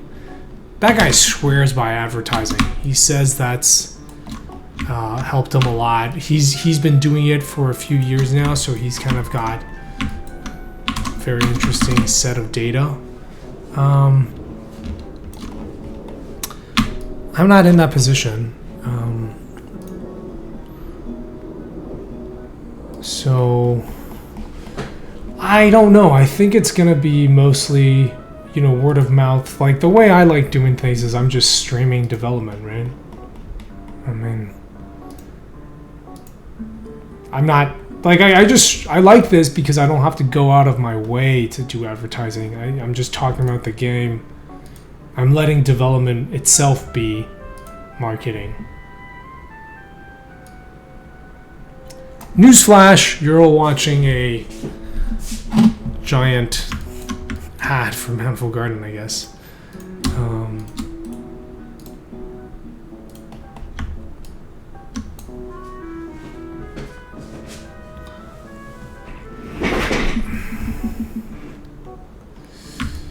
Yeah, no, ads do work, but you have to know what you're doing.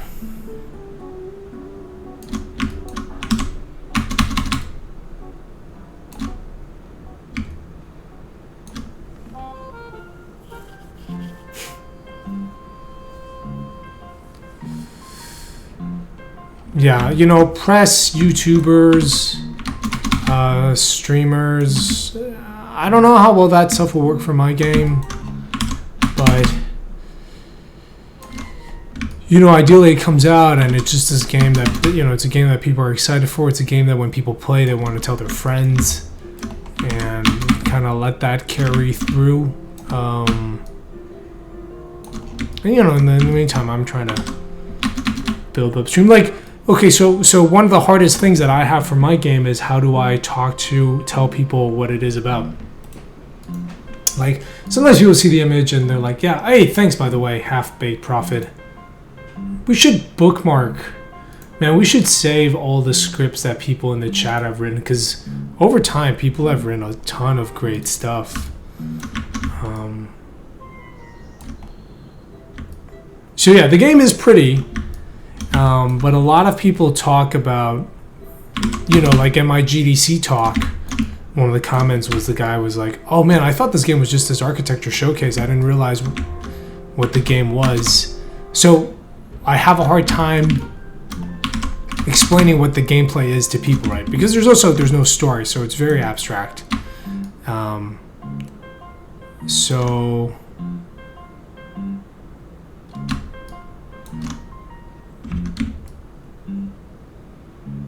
But you know, the streaming, I'm able to explain that to people. Right, and I like, okay, so the GDC talk I learned is really great. So it's like, okay, maybe I can do something similar. Hey, Water Retard. Or, you know, people like, they're like, oh, you know what, you can check out his stream. He explains that. There's a bunch of videos, or like you play it and you understand it, and then you can explain it to other people, right? So I think that for me is more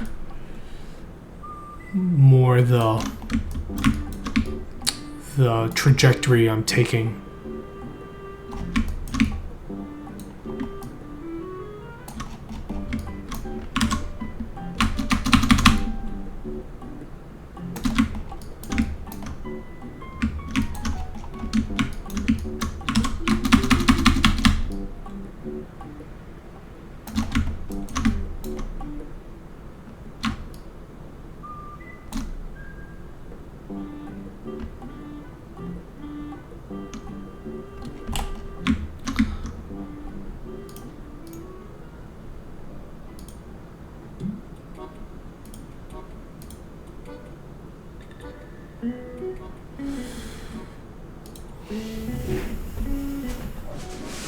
Oh, yeah.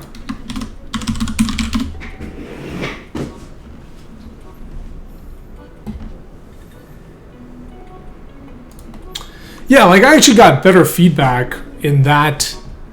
So I think there's like that video, my GDC talk has gotten like a third as many views as one of the trailers. So it's got like 20,000. It's quite a bit. There's most of them don't get that many views in the and you know when I did this was not any it wasn't about this video, right? But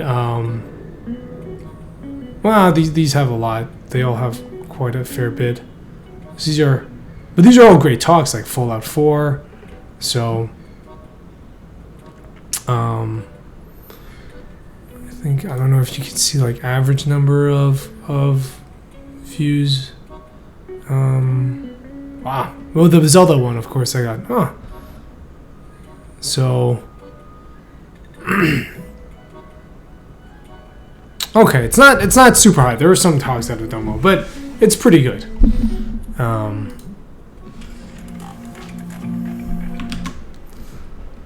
And so yeah, forget what I was saying.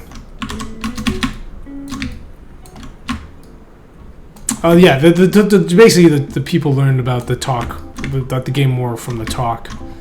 And hello, the Good Idea Code.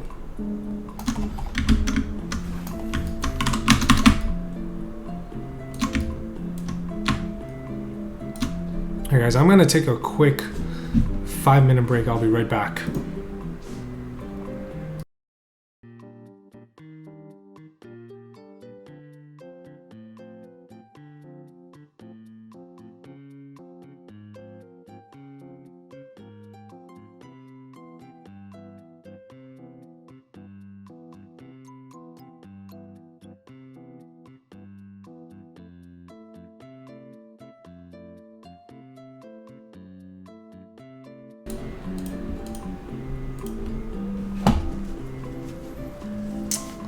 Never mind.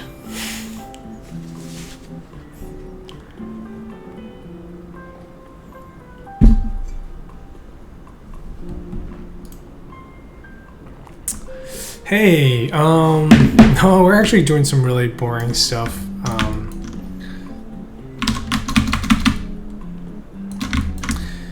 Hey man, but the Good Idea Code, the conversation you had going, that was super neat.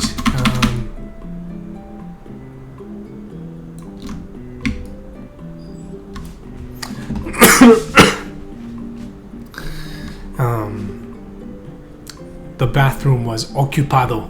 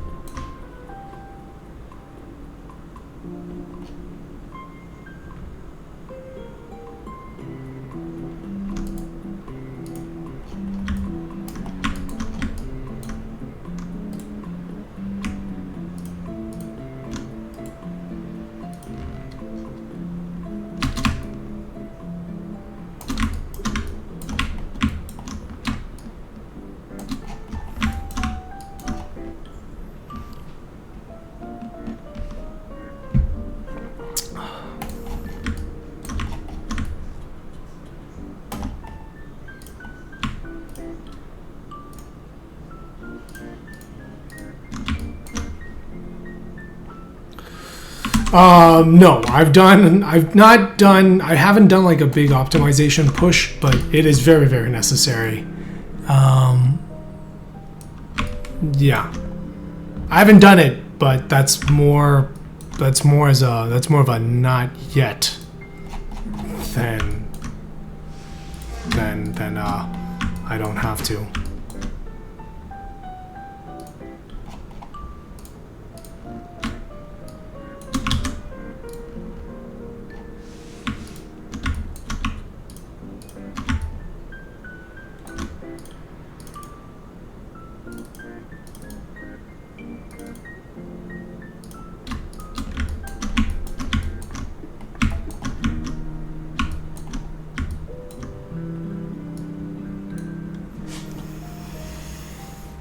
Hey, Sherlock. No problem, man. No problem. Actually, yeah, I'm gonna ask.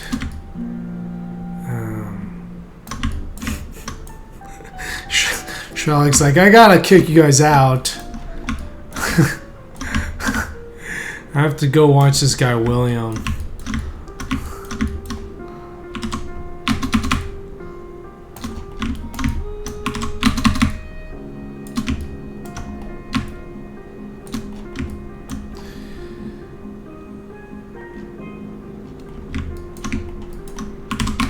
Yeah, my throat is a lot better. I had this sore throat that lasted only a day.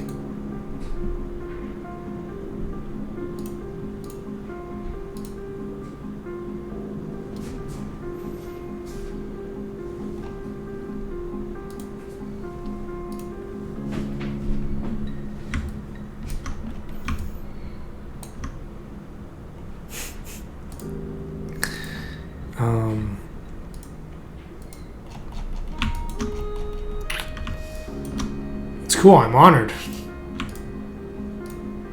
Oh, come on.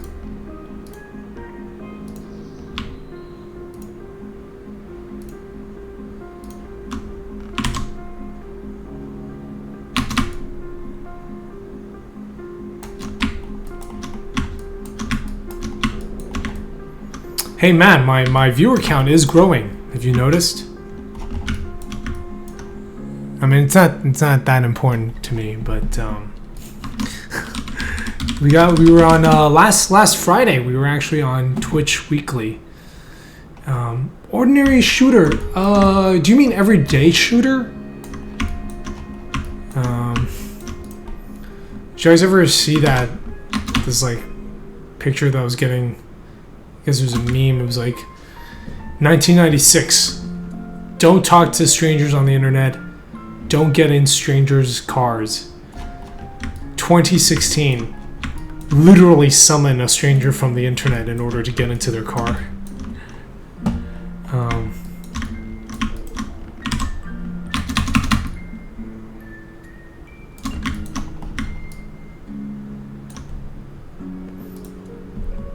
All right, I'm gonna take a quick 5-minute break. We're gonna come back and then we're gonna jump on the call with Arthur.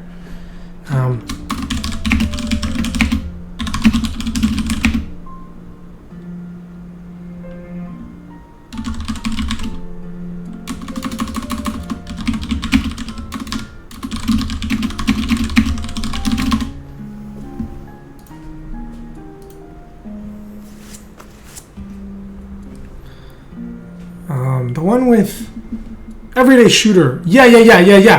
That's everyday shooter, not ordinary. That's an old game. That's super old school.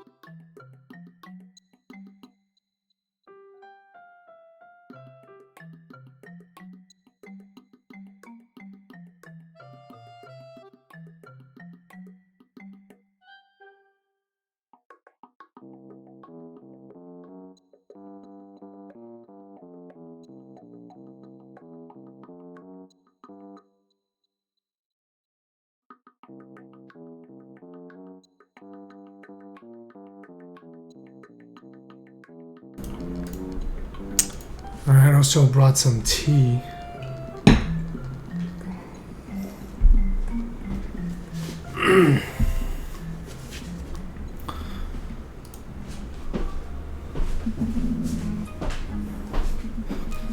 Hey, Stugan. Oh, no, wait. You've been here for a while.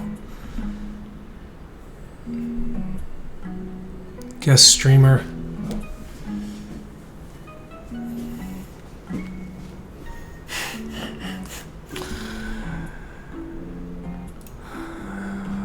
Yeah, it is kind of weird. I mean, I am very real.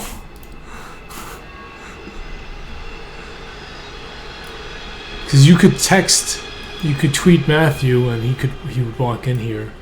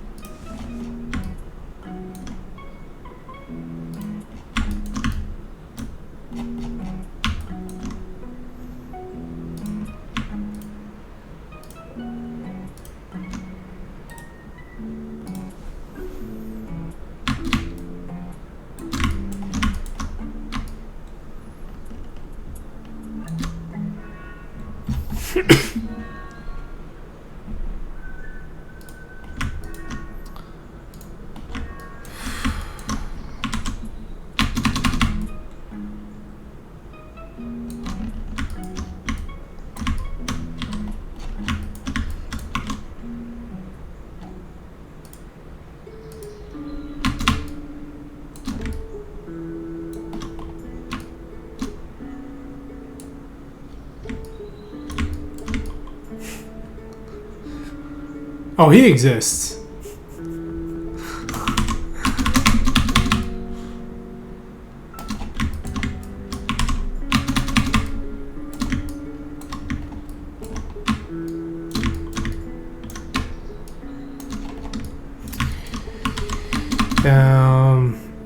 Exists because it would be way more work to fake it.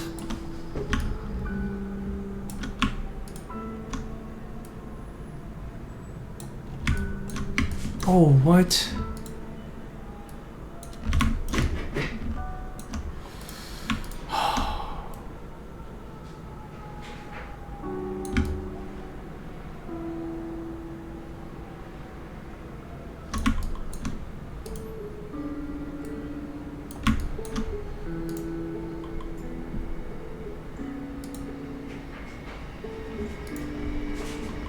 All right, I'm gonna call Arthur.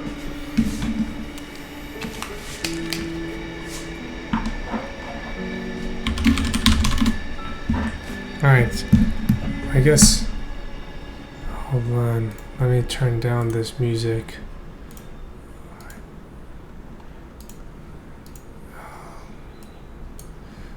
Okay.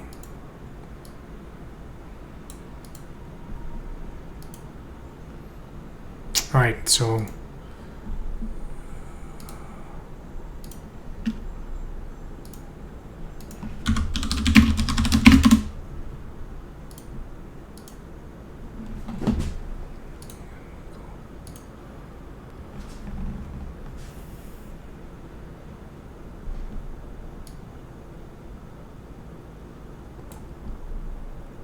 hey, man.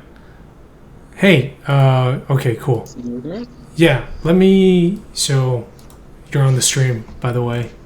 Oh, it's yeah. They've heard a lot about you. Everyone's a big fan of the...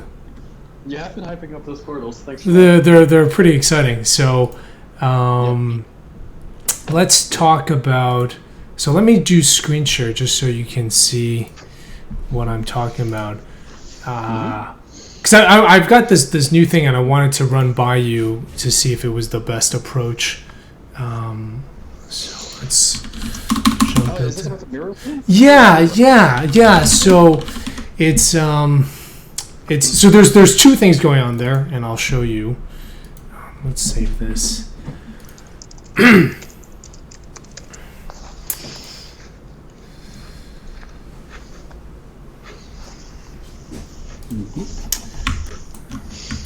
All right. Okay. So yeah, the way this is for, I'm calling it the Mandela room, which is kind of that room that has the tiny miniature models of the world that you can shrink down into. Yep, yeah. Hold on a second. So now the way I was thinking of it was you have inside this there are 4 Mandela controllers. So and the idea is that when you can approach them, you can enter each of them from different sides. Right? I think that was like the stencil buffer. It's similar, but except all the geometry are in the same location. Yeah. So that's one aspect of it, and then the other was I was just using the kind of the portals that you've got set up, but making them a lot bigger, and then putting them opposite this. So the idea is that like I guess I'll just hit play, but you could go into them from different sides, and then each time you go inside, it's like in a mirrored room that you can walk into. Yeah, that makes sense. Yeah. And then so it just teleports you that location, or is it just that it sets some rendering layer for the inside there? Or? The inside is sorry. What do you? There's no. Oh yeah. It would just switch you. You basically be like looping inside this room. Right, but then depending on which room, which side you enter from, you want different content there. Right? Oh yeah. So I wouldn't teleport you. I would just be turning them on or off. Yeah. Exactly. Cool. Yeah. So that's really more of like a collider. We'd have the trick there would be managing which colliders are on, off. Yeah. But I wanted to kind of run that by you and see if there, just in terms of using the portals, if there's like a better way to be doing it that we can, because of that setup, kind of take advantage. Well, I think it definitely should be the way to go. Like I haven't been super testing it so far. I've mostly been testing like the normal quote-unquote portals, but I haven't been designing them somewhat with a use case in mind. Yeah. Especially after I don't know if you saw it yet, but I pushed a lot of updates out today, including sort of pretty big refactor portals. Okay. And that should mean that there's like almost no overhead of having these portals set up like this. And it should also fix all of the artifacts that are showing in the that's right. video showing that. You're talking about the stuff in the distance, right? That kind of black. Oh, that too. Yes, that's a different artifact. But then also there's some artifacts showing up in the portal, and with the way how that works. Right. Yeah. So you can see it's like you come in here, and this is basically like a loop inside the loop, and it looks great. Yeah. I love the visual of it, definitely. Yeah. So the idea is like you can come in from the side, and it would be a totally different mirror room. Also, it seems people are complaining I'm a little silent on the stream. This mic is cracking, but... I need to bring you... Okay, I'll bring my voice down a bit. I don't know if I can. Let me get the mixer. Yeah, this always happens. So, yeah. But so, I mean, it seems that it was working mostly. And you were just wondering, like, whether this is a way to go, or whether... Yeah, because the other thing I'm wondering is if there's a way with the way we're doing the mirrors, if I can have... It's like after the third portal to just have even... Because, especially with this one, it's so close, or is that if we did the five recursive portals, then it wouldn't be a problem? Well, so it should be a bit better now with the update. We'll get the 5 recursion depth, and it's way more efficient, so it shouldn't be too bad to do 5 now. However, you'll probably still see it, so I guess we should have some kind of fade out there. I don't know whether that's some like magical portals, sparkles there, or whether that's just some almost like foggy thing. I'm not sure, but yeah, right now it just renders like the white square there, basically, that's to be filled in by the portal, and that's not nice. So I'm wondering if there's like a trick where we can have this. I basically build the fake version of the room somewhere else, and then like have it where the room just has multiple columns, and then slice that in at the end. Though that technically would be. Do you know what I'm saying? It's like. So you would basically be able to paste in a scene at the end, which would have some architecture designed by you as the stop, or what? Yeah, basically. Huh, interesting. I think so. I mean, that would need some coding work and some setup work from you probably, but we could definitely just catch the case in the code where it's like, all right, this is the last recursion, so now render the portal with a certain beat offset or an entirely different orientation or whatever. Yeah, we can take a look at that. That might be nicer than just having some faded out texture there. Like, I don't think there's anything we can do that which really fits the style right now, as it's like, this portal blue magic around it or whatever. Doesn't seem. Yeah, that doesn't seem like the Manifold Garden style. Yeah, yeah, it would be kind of cool where it's because I think this would be kind of the only case where we'd have the have them so close.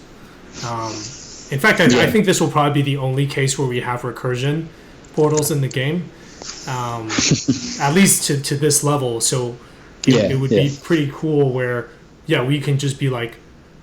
We can almost kind of hard code some of the specifics. Yeah, that should be good. Another thing we can actually, which is even more cheating, but like since this is well, I guess it's still part of a much larger level. But if it was more separated as a smaller level, and it is so small, it would just be very fast to draw. So we could also just crank up the recursion depth just for this scene. Mm-hmm. But that might need work too, because this is still set up in the larger scene.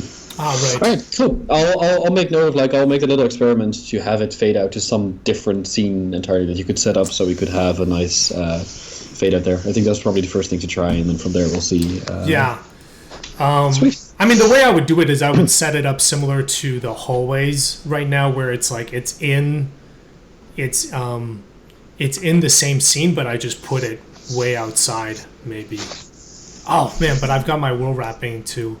So it might have to be like another scene that we load, but we would just, it's like it would just be at, it would be in the same physical space, but we'd put it way outside here. So like the player would never actually reach it.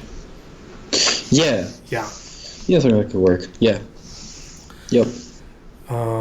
Okay, yeah, I think that's Sweet. pretty much it. I see this, I got an error, but I just need to, yeah, you know what? I'll resolve them. You got new stuff? Yeah, I pulled the new stuff. Oh, that's sweet. Okay. Oh boy, cornflakes. I hope it's not too serious. Let's see. So, when you have that, I guess it'd be good to go over some of the stuff. I got in a new glass shader. Mm-hmm. Hopefully, doing now the blending as I think you meant it. I think the blending the way it was. Mostly or always was like this, so I'm not entirely sure, but I think I got it. It should definitely have now where whatever number of layers of glass you have overlapping, it looks the same, quote unquote. Yeah, and the shadows were definitely new, and those have been removed now, so that's yep. Yeah, this one I'm not sure if it was like this before, or I just noticed it, but it got. I was like, I don't feel like the windows ever looked this dark. That was just kind of what struck me. It was like. Maybe that was it. I'd have to dig up to see. I don't even know. Like, I like that when it's through the glass, it looks a little bit darker, but I think maybe it's just this particular setup. Yeah, I mean, it might have been that it just got a bunch darker, and that's why it's more noticeable. But either way, I think you're right. That just for visual cleanliness, it might be nice to have it be one blend level, quote unquote. So I got it set on a special glass shader. I couldn't make it a blend mode, unfortunately, so it's an entirely different shader. Okay. But that does the blending, so that's always, no matter how much overlaps, it looks like one layer of glass basically overlapping, though you can still see the stripes through it. Okay. Gru's viewer wants me to tell you that we love Arthur, or they love him. Love to do chat. Here's in one of the levels, I'm looking through the portal, and there's like this glass behind, and I think is that the glass I'm seeing? What? Where is this? It seems like there's glass in the portal, but that's a little. It's not glass in the portal. I'm wondering if that's the glass from. It's this piece of glass. I see. Maybe that's not clipped correctly. Let's see, how would that work? No, that's really strange. Well, I think I might know what's going on here. This is yeah. Wait, so when did you capture the screenshot? This is with the latest? This is not with the latest. I did this last night. It's World 018. So yeah, there's a portal basically with a piece of glass behind it, and Actually, that would still happen. Yeah, I think I might know what happens here. I think transparencies render after the portal, so they don't care about at all about what happens there. Would they? Let me just get resolve.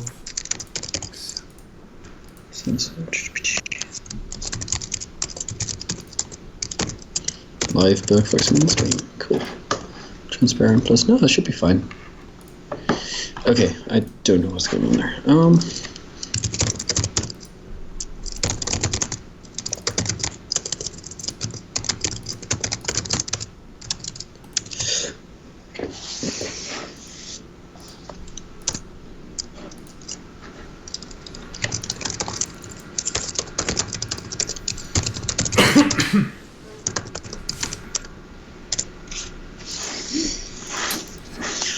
Well, Unity is frozen for me at the moment, so that's always fun. Yeah, but I'll let you know if I have any problems with this with the latest poll. Right. Okay. And then so is what scene can I check in? This window overlapping the portal? Oh, World 018 pasta level. Pasta level. All right. Yeah, Cool. World 018 should have it. All right, sweet. I still had an idea of what that was, but turns out that's probably not it. So I'll need to take a little closer look at that. I'm fine with doing it live on the stream, but I want to hold it up too much, I guess. Yeah. Let's see. So I'm seeing this one error about like gravity highlight. Oh no, I think it's pulling in. Oops, Mobius glass gravity highlight. Oh, that is bad. Why would that? Okay, so if you have a gravity highlighted, oh, but this is how it works.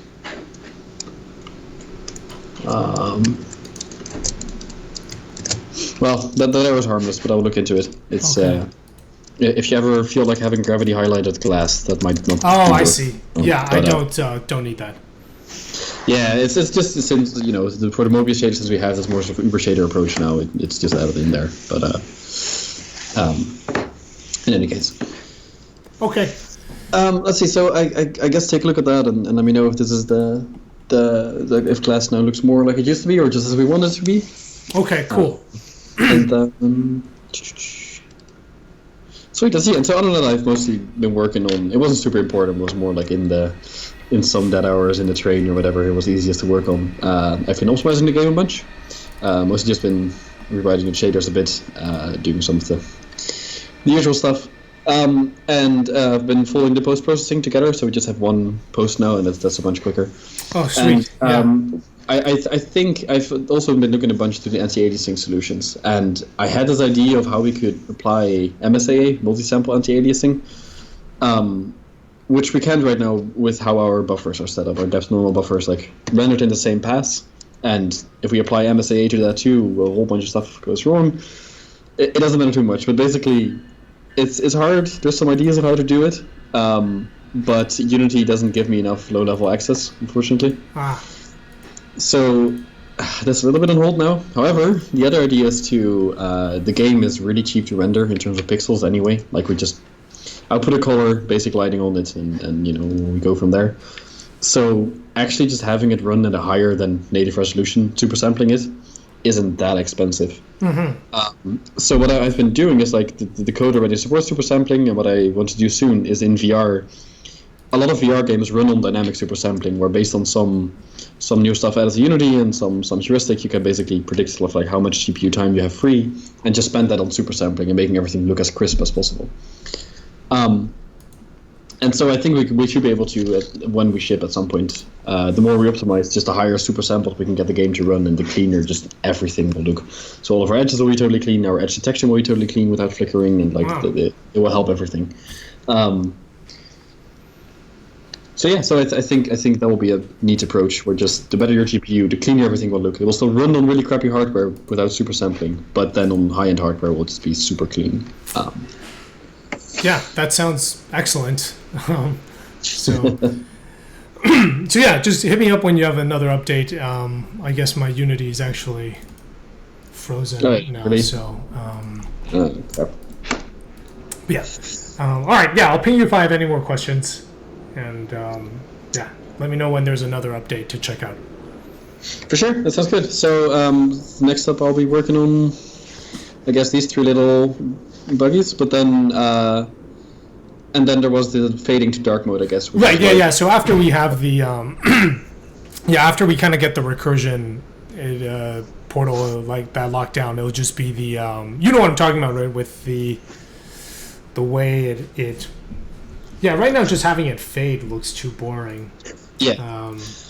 Yeah, no, the little gift you sent me, I think I can definitely go from there and implement something quite similar.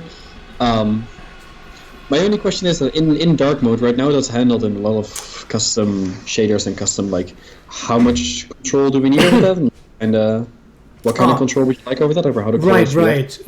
That's the other thing, where if it right now the dark mode looks a little bit different. The edges. I unfortunately cannot show you right now, but if you look at this one, they almost sort of they like fade out very nicely to white lines, but in currently it like draws the white lines out, if that makes any sense. You'll see if you go into dark mode, it's almost got this like So those white lines are not screen space anymore? They are from the dark mode shaders, or? No, it should be in screen space. It should be kind of the exact opposite of. Okay, so. but then it's just drawing white instead of black for those outlines in the edge detection, or. Yeah, it's like it's not fading out to black. It's like it does a little bit of fade, but then there's something else that's. Causing it. I don't know. I wish I had I'll take a picture next time. I can show you, but it's got. Yeah, I didn't. Oh, here we go. I do have a screenshot. Yeah, you see that? Cool. Do you see how this is like? So it's like, I see. So it's like fogging to black and then edge detecting white instead of the other way around. Yeah, the edge detection should be fading to white. No, fading to black. The edge detection should be fading to black, yeah. I see. Okay, cool. Yeah. Yeah, I think I know what part of the code this is in, actually. I came across some of that. That makes sense now. Yeah. Yeah. Sweet, yeah. I mean, we can definitely integrate that with the other sort of, like, local fading effect. But then I'm mostly wondering, like, it's not that all the colors are inverted, I guess, right? Like on the cube, some of the symbols stay the same color, or yeah, pretty much. The only things that change are the glass. They go from the lines on the glass is white instead of black, and then the wall is black instead of white, and that's pretty much it. That is. And then the cube wall color. All right, sure. Yeah, the cube, all the like the floor color, the cube colors, they don't change. Yeah, but then everything that's considered wall is just, that makes sense. Cool. Yeah, I do think I think the trees might have something to do with it, but might have some color changing, because what happens is right now the trees share the same material color as the walls. Yep. So, but then when the normal trees have this black material, then the dark tree is not as obvious to stand out. So I might I forget how that is, but that's a tiny detail. But basically everything mostly stays the same. All right, sweet. Yeah, I can take a look at the old tree shader and see how it was done there and make sure we still have the same controls. But it seems like it should be able to handle this pretty globally. Right. And then have a sort of like fire issue emission effect on the edge, I guess. Yeah, I'm not sure where it's almost like there's two kinds of edges, because you can see like in here it's. Oh no, I mean the edge of like so when we fade. I mean, this is a little GIF you sent me. Hold on, I think I still have it open. Maybe I can. I don't seem to. Crud. I had it open for like 3 days. The one with Quantum Conundrum. Yeah, that one. Yeah. So I mean the edge of like that fade there of like from between light mode, quote unquote, and dark mode. Yeah. Right. That one I have not thought of that. So Yeah. All right. Okay. So I'll just make some controls for that edge, and we'll see. Sweet. I do think it'd be better. I don't know if it's better to have it be a straight line or have it be wobbly like that. Okay. Cool. Yeah. So I'll. Cool. Well, I'll probably just have a whole bunch of controls there, and we can play around with it. Yeah. And see what we get. But neat. That should be enough to work on for a while, and then just definitely let me know if anything comes up with the new stuff. Cool. Awesome. Sounds good. Did your Unity ever recover? Yeah. Now it has. So it doesn't look like I've got. It's all these like perforce problems, but nope, doesn't look like any issues. So if I actually just since you're on, let's run through this once just to make sure there's no.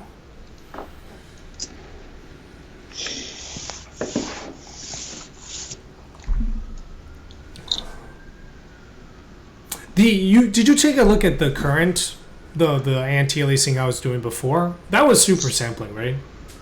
The subpixel, the SMAA? Yeah, whatever I had going.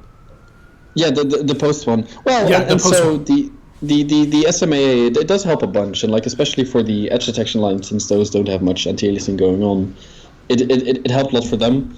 But ultimately, like it still misses a whole bunch of geometric information. Like the waterfalls no distance and such, they can start just flickering and disappearing entirely, and then aliasing really bad. Like that geometric information just doesn't exist. So I think we'll probably still have both, at least for like high-end configurations. Right. But this is a different type of where we actually introduce more geometric information, as it were, to the screen, and it just. Yeah, it really is a different feel of like anti-aliasing, like what you can get. I think I'm seeing these. Is it just me or the lines, the edges look thinner? Yes, that's absolutely right. So this is already running 1.5 times super sampling. And right now the edge detection, it isn't like it's depending on your screen resolution. If someone was to run the game in 4K, the edges would also be twice as small. So that's something that if we do the super sampling, we need to fix anyway, and probably for the 4K people do good anyway. Yeah. And that's something I want to get to, because the edges now are 1.5 times smaller. It's in. Yeah. I'm glad you made notice though. It was a small experiment of like, all right, let's see how noticeable that is, because if it's really that we need to fix it. I'm so used to looking at the game that like when there's a tiny difference, I notice it. Like I can't always figure out what it is, but I'm like, it's not right. Yeah. Yeah. I figured, and it's so that's something we should definitely get to. Right. And you know about the do you know what's causing that like weird in the distance? It's almost like where it cuts off. Yeah, so, and I hadn't been getting that for a while now, and after some refactoring, so I was like, I must have fixed that, but yeah, it's definitely still there. I do know what's causing it, like it's basically stuff that is just outside what we have set as the far clip plane, and from there it's on the same depth, and the edge detection goes crazy on it, because there's no more depth differences, right? Okay. But that is a little strange. Yeah. So... Okay, well, it's working. So, yeah, let me take a look at you said the windows, right? I know a good spot for right here. Okay, yeah, perfect. Interesting. Okay, here's an interesting bug, which is the we had to do some stuff. It's like the way it fades the lines. You see what I'm saying? Yeah, I think it might, since it's not writing to the edge detection buffer now either, or like the depth normals buffer. I think we might be seeing some of the stuff through it because of that. But that's I think that's an easy fix. Yeah. That's edge normal. All right. Yeah, I mean, because I think it looks better with when the shadows don't have this. I'm not even fully set on this glass panel material. Mm-hmm. It's just convenient, but yeah. So, anyway, okay. So this fix and then the artifacts. But anyway, we'll talk when you've got another update. That sounds good. I've got a whole list now, so should keep me busy for a while. Okay, cool. Thanks, Arthur. Alright, sweet. All right. It's good seeing you. It's good seeing you Twitch chat. Bye. Yeah. Talk to you later. Bye bye. Bye bye.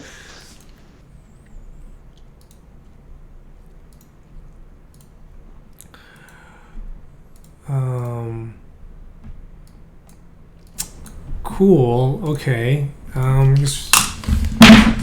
That was Arthur. He's doing the portals and a bunch of shader stuff. So pretty exciting. Let's go back to Animal Crossing.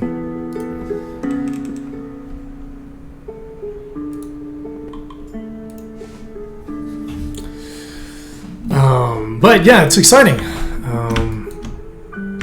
Hope that was informative. Can anybody explain what he just said to me, by the way? I don't understand anything he said. What's his anti-aliasing? No, I'm kidding. I'm kidding. It's good.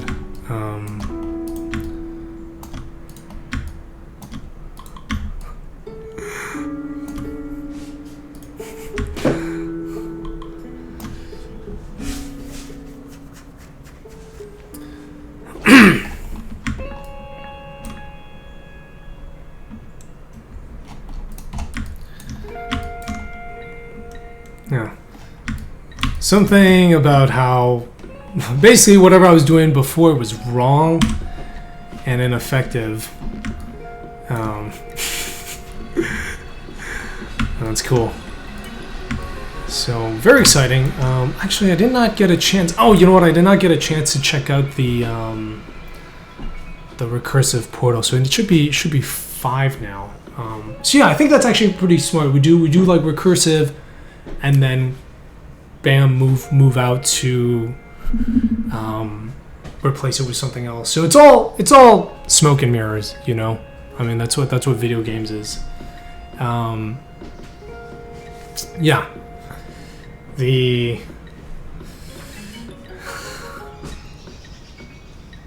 Sure. Yeah. Either he knows what he's doing, or he's really good at pretending, and then actually learning about all this stuff in a very short time. So let's take a look at. You know, these thin edges actually look quite nice. It almost looks more like a drawing, but I'll have to play with it. Oh my God! Wow. You know, this was wow. It used to be if we had 5, it would just freeze up.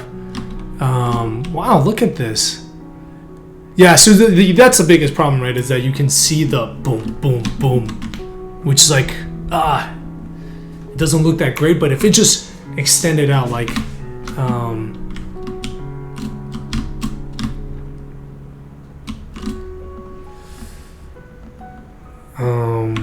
let me see. It's still in Mobius camera. Let's try 100.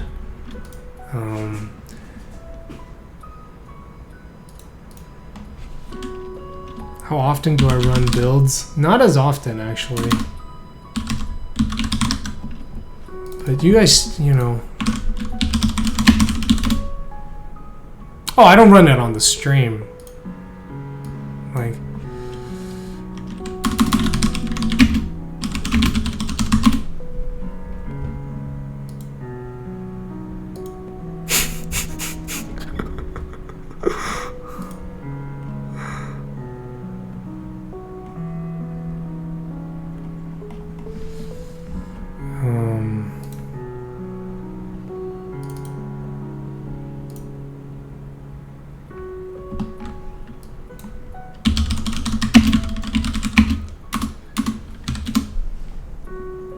Aha, there we go. Yeah, so see, it's gotta go in for quite a bit.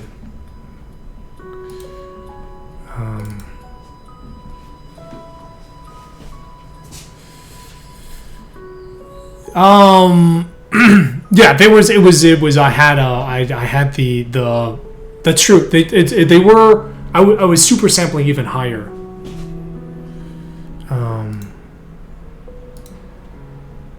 What's going on here?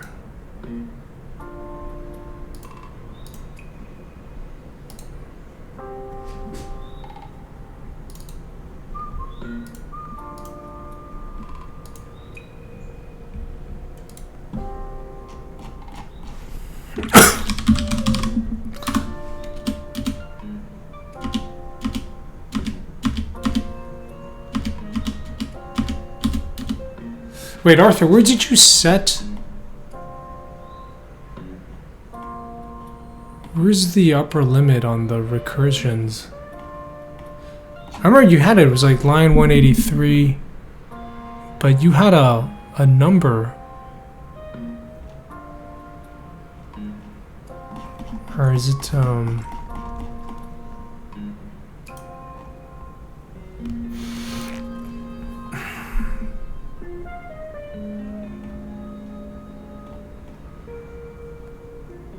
it's a variable now. Oh, I see. Mobius post on main camera. Ah, interesting. Okay, so okay. Oh, then I can. I guess that means I can probably just run it.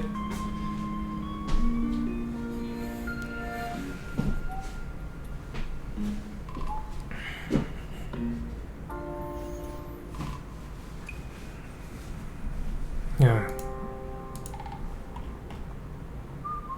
No, wait, this is...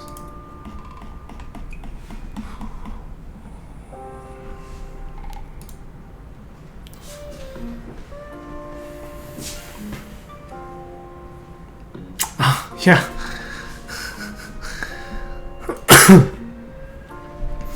So this is cool. I really like this because I think... So, okay.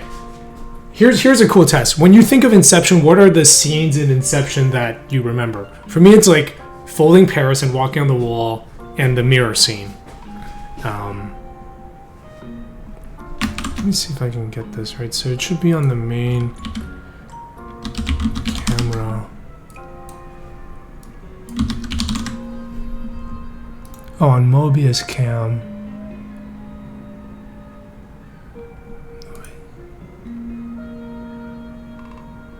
Oh. No, wait. Mobius post is, let's see, what did he say? It's now on the component Mobius post on main camera. Ah, I see. I wonder if this still works. If this crashes my computer.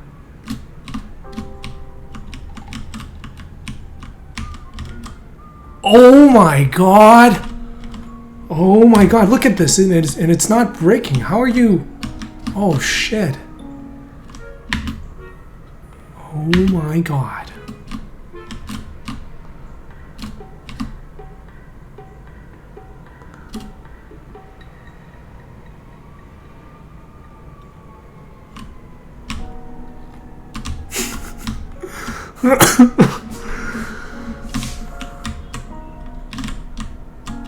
You probably don't need 100.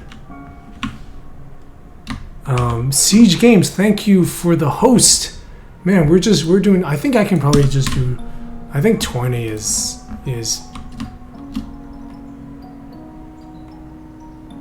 yeah, I can't even see a change at 20. Oh my god. Small white line? Oh, no, that's, I just haven't made this thing big enough, so, no, but what's up with the edges, though? I have to, well, I can live with that. Oh, you know what, that's just, I don't have the portals lined up, set up correctly. Lined up. Wow, look at that, look at how cool that is, huh?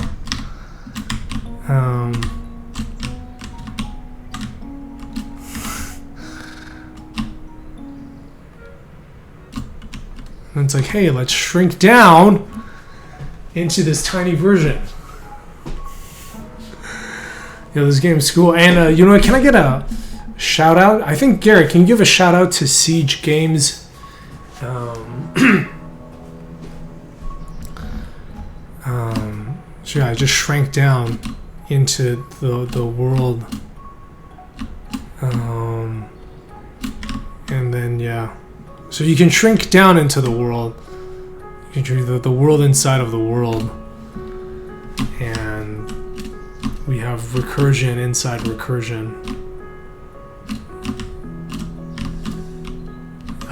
Yeah, how did you know?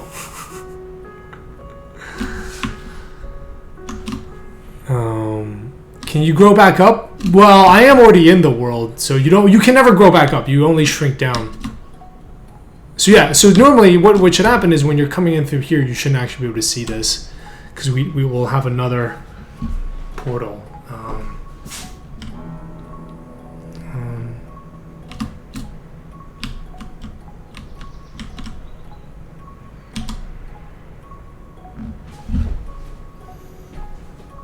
Thank you, Garrett.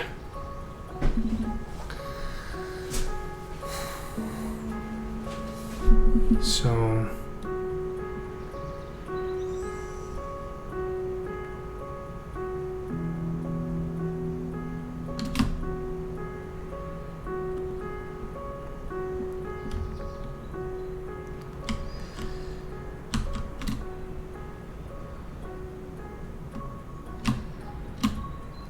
So anyway, for those of you from Jason's stream, by the way, so if you follow Siege Games, Jason's working on Kreia.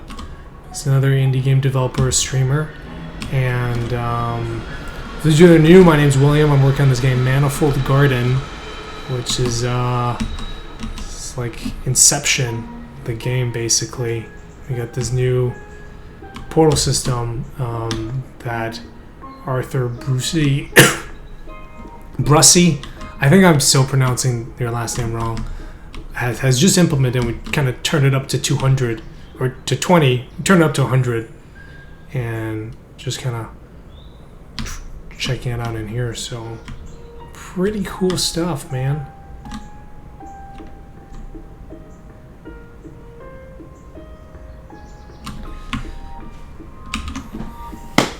Wool wrapping inside of wool wrapping. That's what we've got going on here.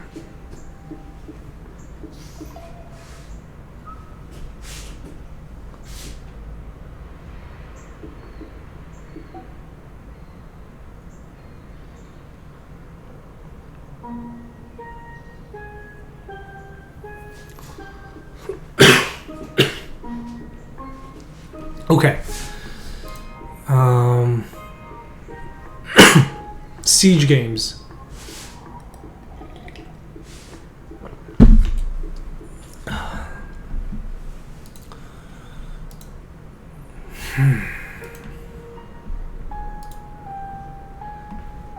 It's an illusion. It's not tricks. So anyway, let's go back to the boring stuff we were doing before.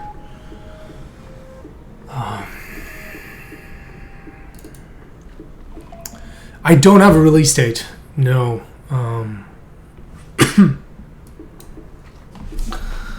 No, not yet. Like, I think... I mean, I'm getting close. I think I can probably hit September. But I'm not... Yeah, I don't want to make an announcement. I don't want to commit to that yet. Because the thing is, if I miss September, it's going to have to be January. So, I guess we got hosted.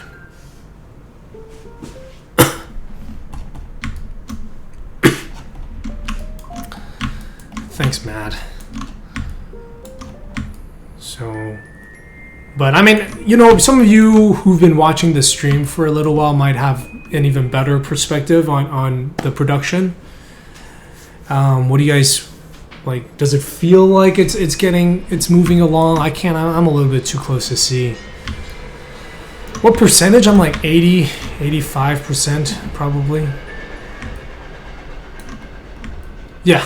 What Garrett said is pretty much there. I'm in the second 90%.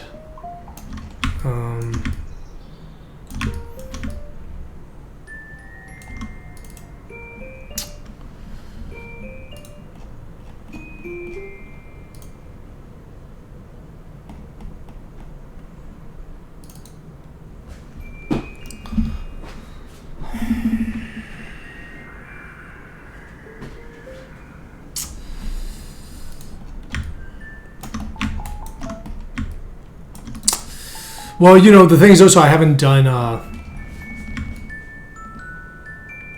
I know. There's a lot of things I need to update.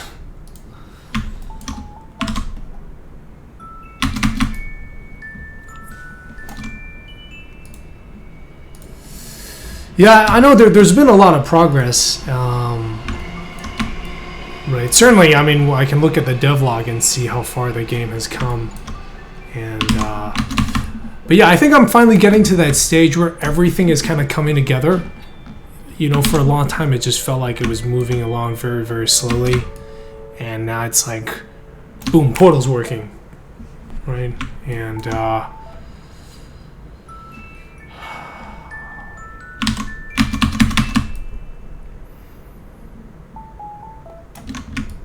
yeah, it's kind of cool to also just share it on dating story.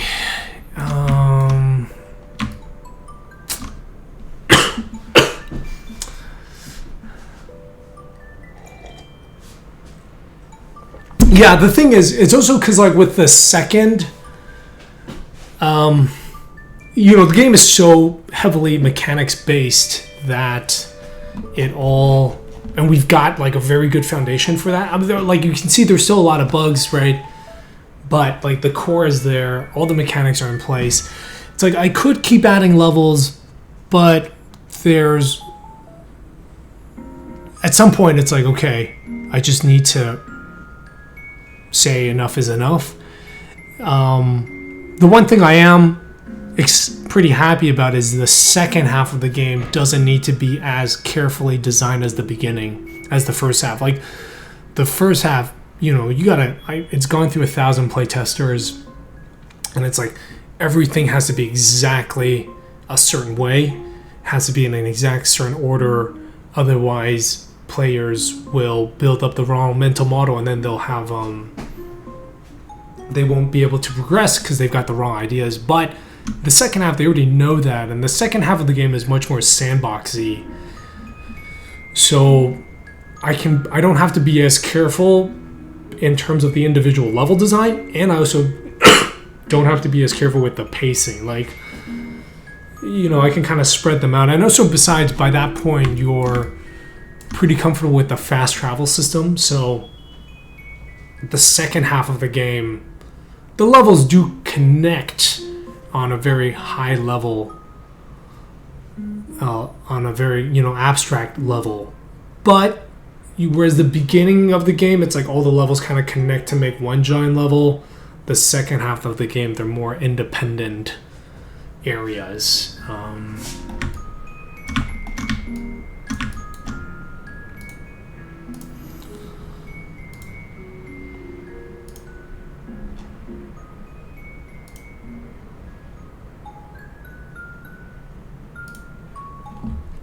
Any mapping? I've got a map on paper. That's it. Are you talking about this? So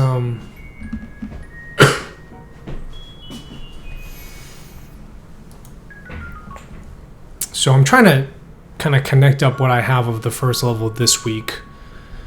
And remember, just a heads up, Friday to Monday, I will not be streaming. I'm actually going to go see my family.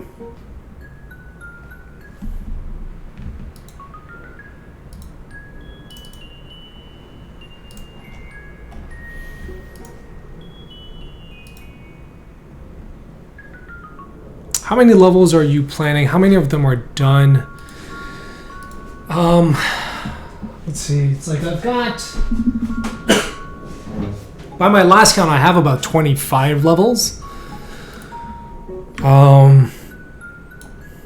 Which is enough, actually, for me to ship the game with. I'd like to have 40.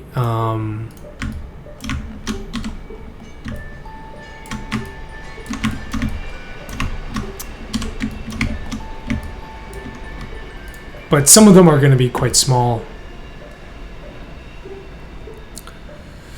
Yes, yeah, we're finally coming back to it, right? But yeah, like I have a very clear idea of how the game ends, kind of the structures in place. So...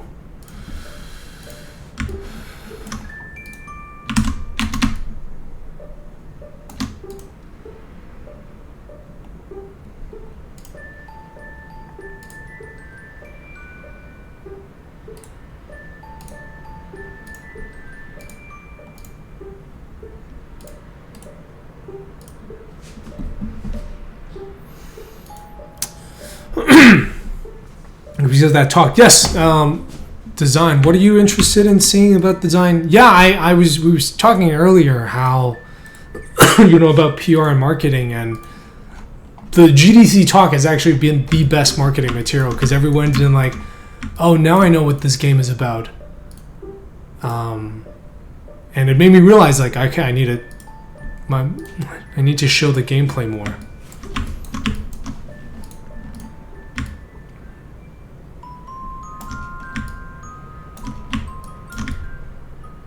I just realized if they've actually been missing an entire pillar on the left side.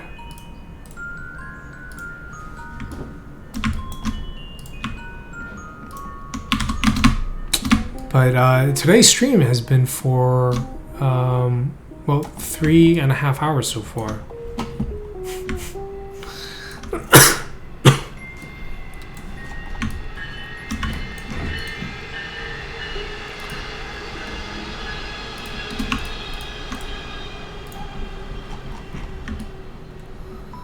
There is no Frank Lloyd Wright command.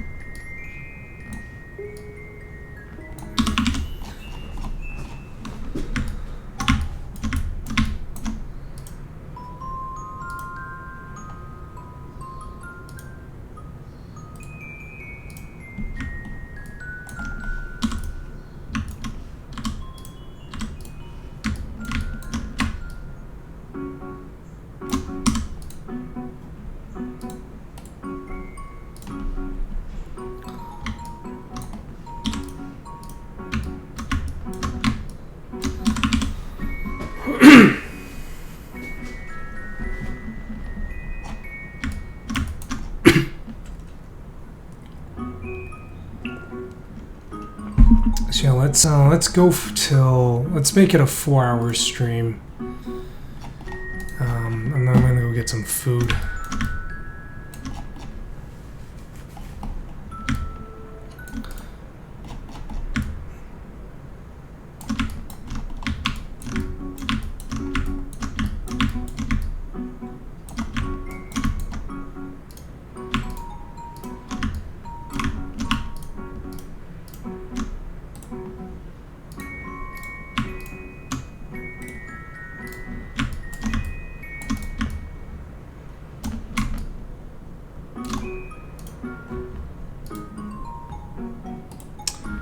Alright, so indie games coming out to keep an eye out for. Tumbleseed coming out May 2nd.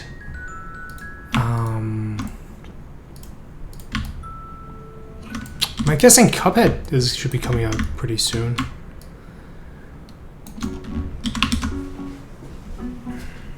Well, I'm sure we'll see a bunch of stuff at E3. Man, Cuphead, they really keep their development quiet, huh? I think they should stream. That would be...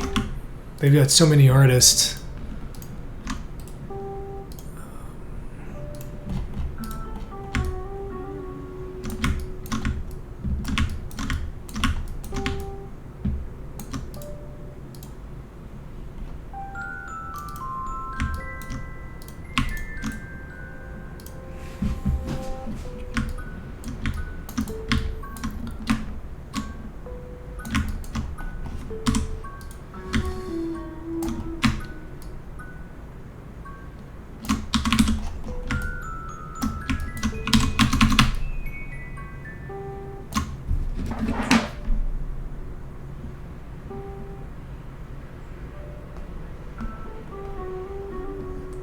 Hey, Elswo. How's it going? Long time no see.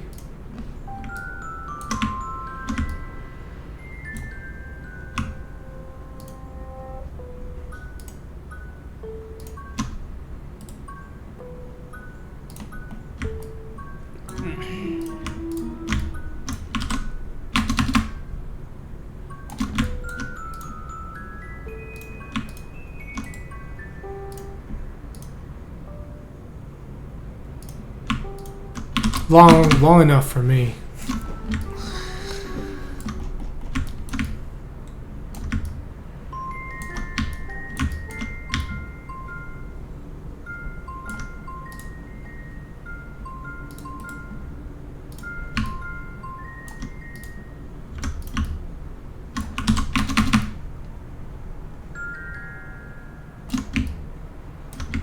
Have I streamed the whole time? No.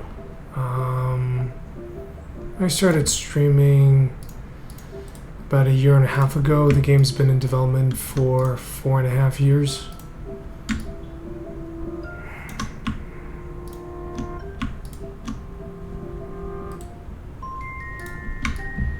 So yeah, it's only mostly been the kind of the later stages.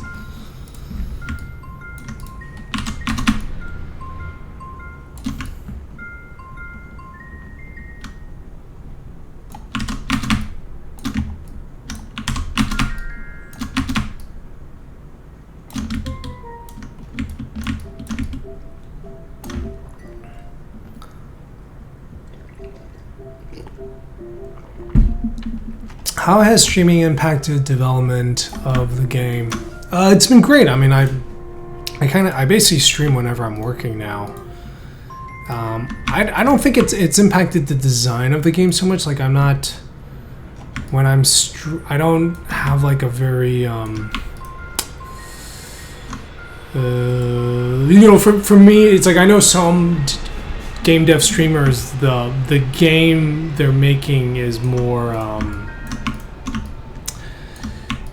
is secondary to the stream itself, so you know the stream is much more engaging and they take player feedback, and that's not quite been the case for me. Like by the time I started streaming I had a very clear idea of what the game is about, but you know I'm often using it as a like I do get feedback from people when I'm making stuff, and it's been just a really fun place for me to hang out, you know, because I work from home, and we had Arthur on earlier, but he's in the Netherlands, so most of the time I'm alone, but it kind of gives it like a, you know, have it be a place to go.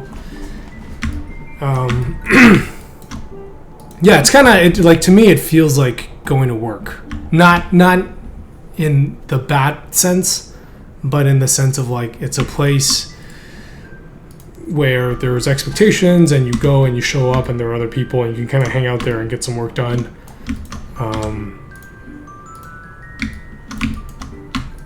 Yeah, and get to know people. I feel like it's the chat is almost more, you know, people come in and ask questions about game development and hang out and talk about game development.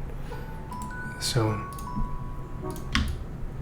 yeah, all in all, it's been very, very positive. And that feeling of like a place where I to go in, like, you know, I'm not saying I stream when I don't want to, but there are some days where if I weren't streaming, I totally would have slacked off. And that is very important, especially in this kind of last stage of development where there's just a lot of very tedious work, like what I'm doing right now.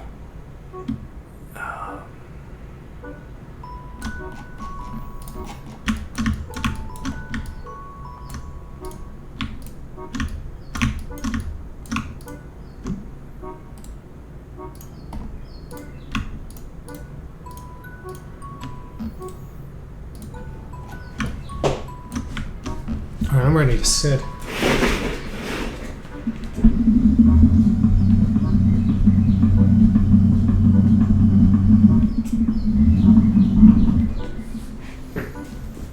So hopefully that answers some questions.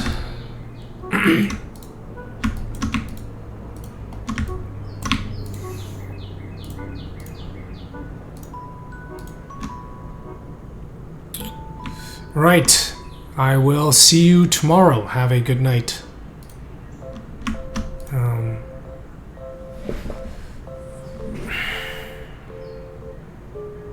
Right, yeah. Yeah, like one thing I've started doing, and you know, we'll do this before we wrap up, is I will talk about kind of, I do like a producer report, you know, talk about, okay, what am I, what's currently the plan, what I just finished, what we still need to work on, and maybe not a whole lot changes day to day, but it keeps myself accountable. Yeah, it holds me accountable, which is actually really important. I think that's where a lot of people find working by yourself to be very difficult.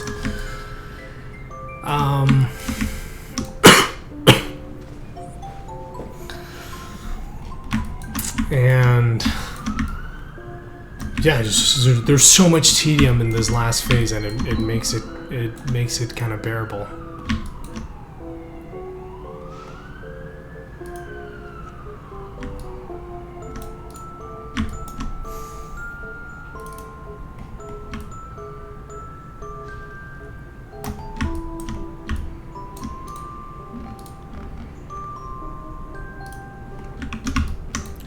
Stream about once a week for 2 hours, trying to find, yeah.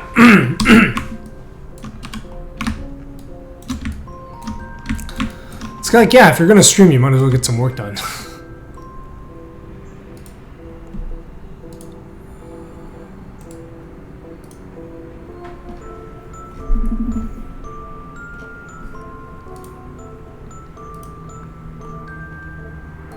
Yeah, and for what it's worth, it's been like a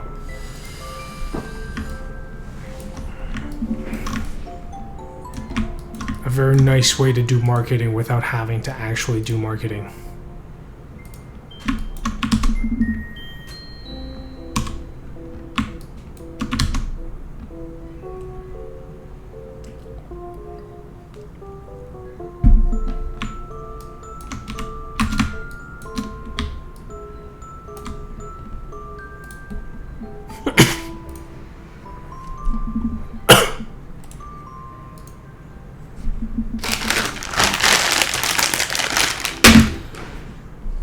Well, I'll need to make sure I come and check out your stream.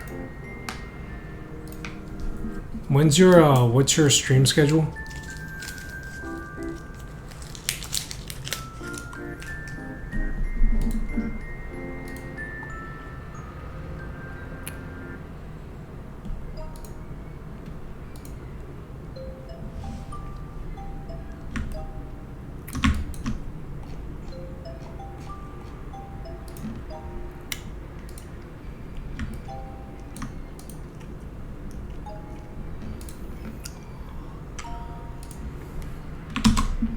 Tuesday nights, 8 to 10. Ah, okay, so 9 p.m. for me. Yeah, I'll be around.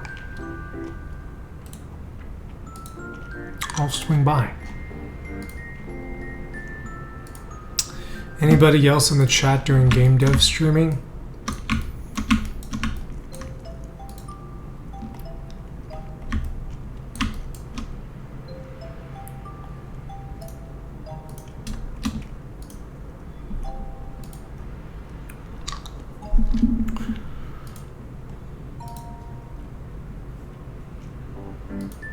Yeah, but it's cool, you know. I mean, I think it's great that you can find the time to do it, and it just makes it a thing that you have to kind of commit to, right? Like over time, there are expectations, and that just kind of helps keep the momentum going. You just need more things to keep momentum going. It's like people are always like, "How'd you stay working on this game for so long?" But you know, people stay in jobs for 5 years, and that's not. I mean, that's kind of rare, but not for... That's like rare for millennials, but not... But more because of how companies are these days. 2, 3, 4, 5. And people move around a lot, but still, I feel like... if you tell someone you've been at a job for 5 years, they're not like, how did you stay at the job for so long, right? But and part of it is there's just expectations that you're gonna show up.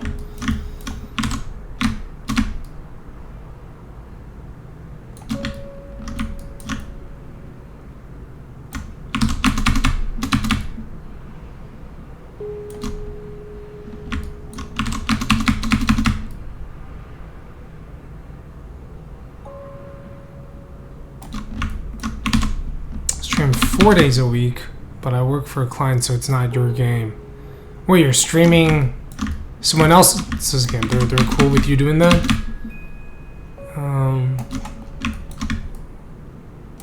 So that's pretty neat.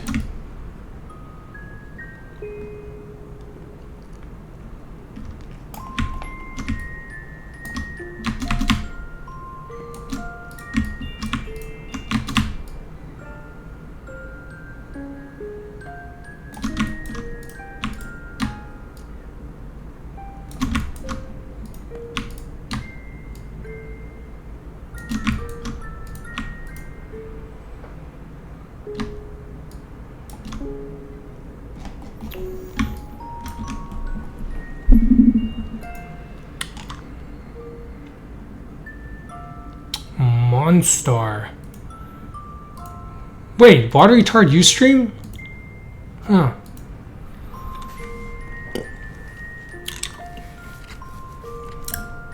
Alright, Stugan, I'll see you later.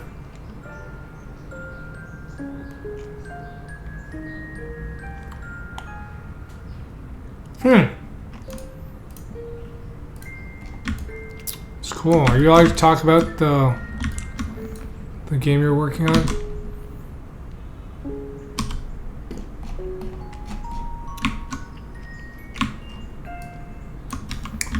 I mean, I'm definitely happy to see more devs doing it and just sharing the process.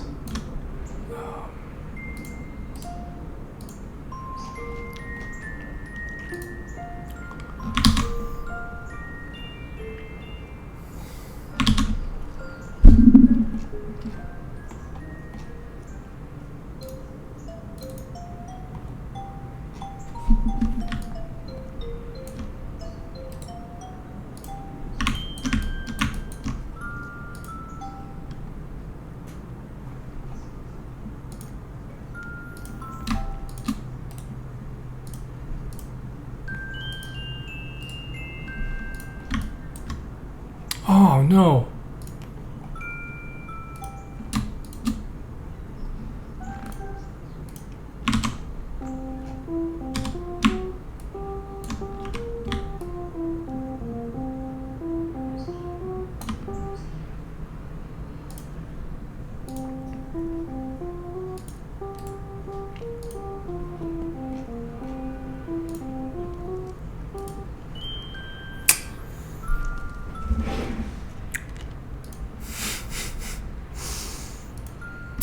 The parody account?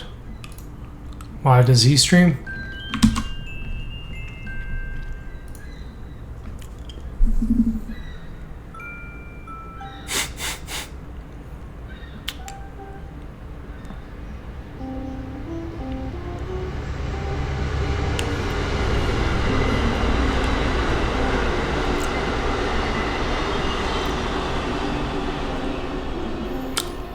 Wow, bored Elon Musk has 1 million followers.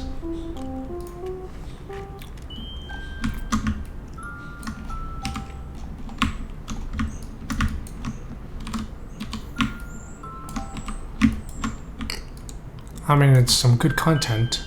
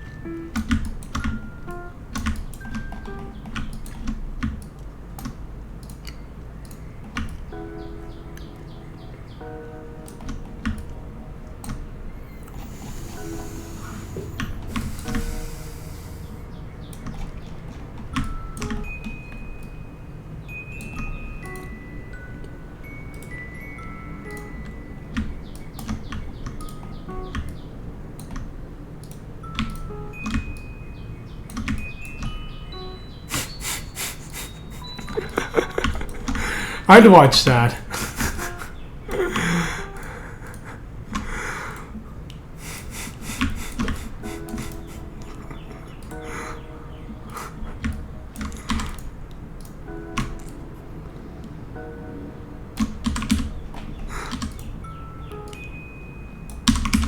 If I were Elon, I'd do that.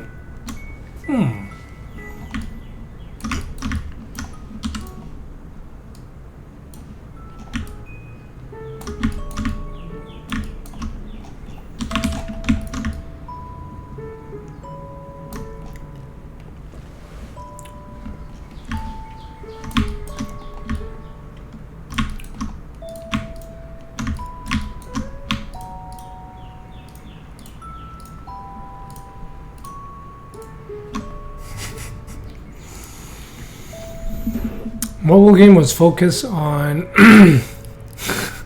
base building and heroes. The game is at somewhat fluent stage, so things are getting design added on stream.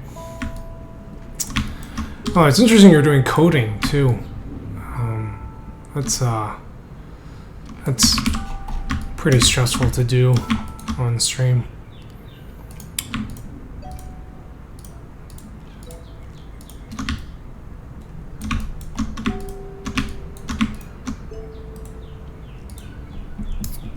Alright, I am in the slow part.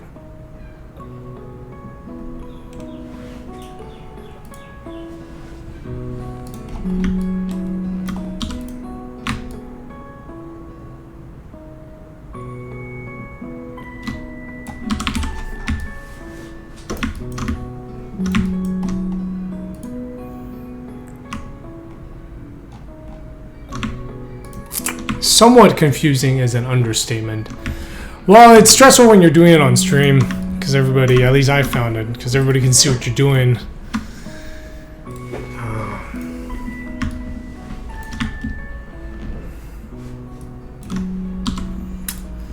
It's because you only got 10 hours of sleep instead of 12.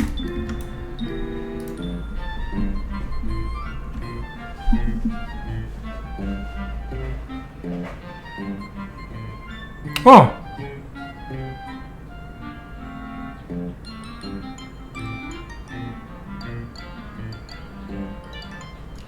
Oh, okay.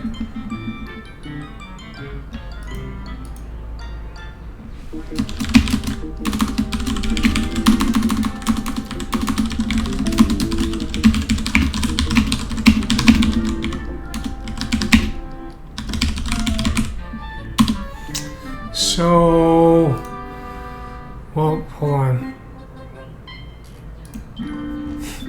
I mean, I actually I learned a lot through streaming programming on the site. It was just like, it's like when things broke, I'm like, I have no idea.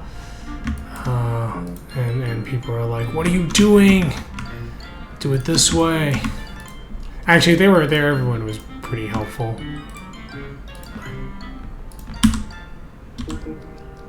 Yeah. I find programming stressful.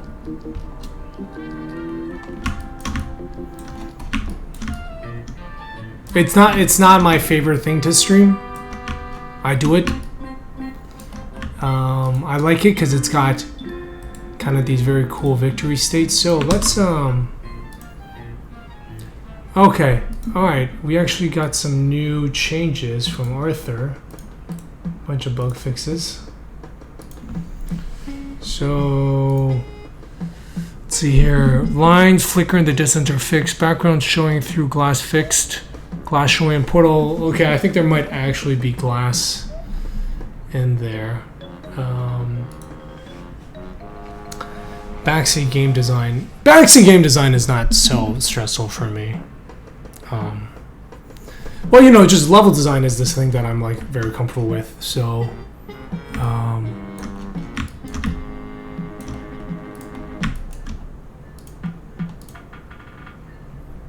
I think I want to get rid of this. Disconnect from brief.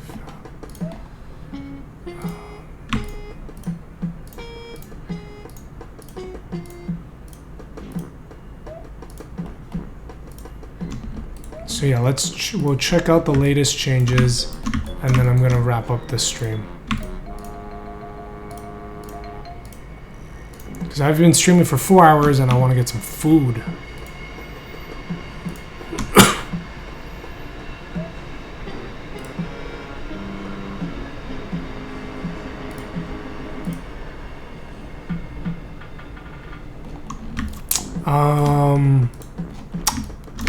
Possibly. I'm not.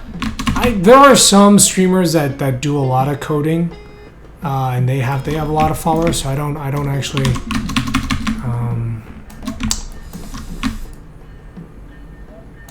Yeah.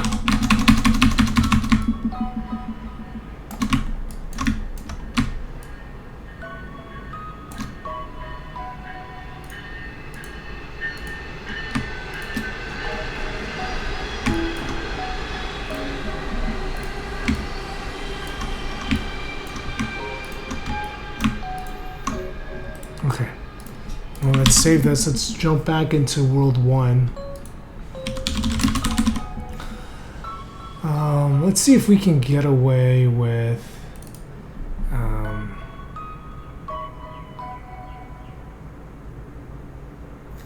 Oh, yeah. Evan Todd is another streamer you guys should follow. Forget his username. E Todd, I think. Alright, so rigid body controller. One of the things is that our player is actually a prefab that gets loaded in, so which means I can't. Let me see if we can get away with 10. You know, let's do 10, because we should have just the bare minimum that we need. Through Evan. He's a cool guy. Well, you know, Evan, me, and my roommate Thew, we all, I think, had our first interactions with each other on Reddit, on our game dev. I don't think either of any of us really identify as Redditors, but, okay. See ya, Game Dev Train. Thanks for coming by, man.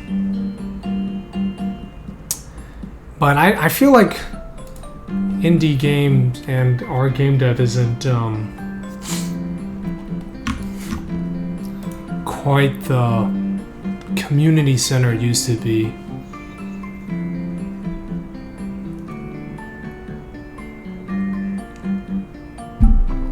Thank you for the follow, Monster. I don't really give follow shoutouts anymore. I don't get that because they were too distracting, but sometimes I see it. Thank you. I appreciate everyone. If you like the channel, if you like the stream, you should follow the channel. I stream pretty often. And Hassam Shar. And we just have the game. You know, let me post some links. The game is up on Steam. You can add it to your wish list there.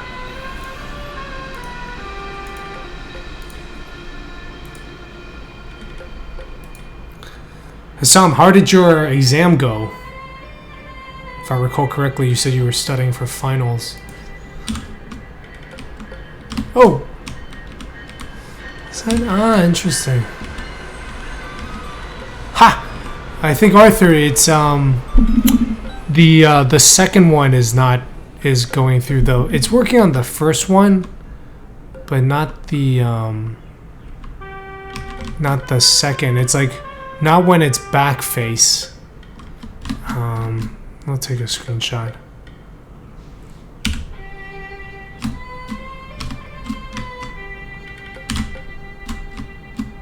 Oh, I'm sorry. I don't think I pulled the latest. My bad. My bad. I did not resolve. I did not resolve. Sorry, my bad.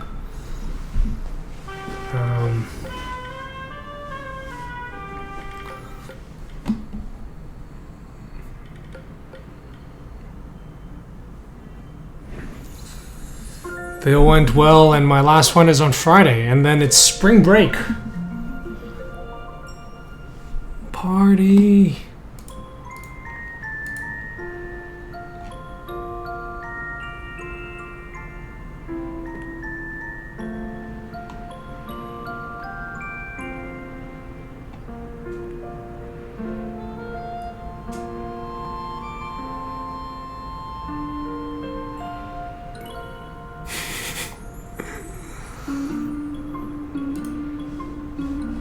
Okay, hold on a second.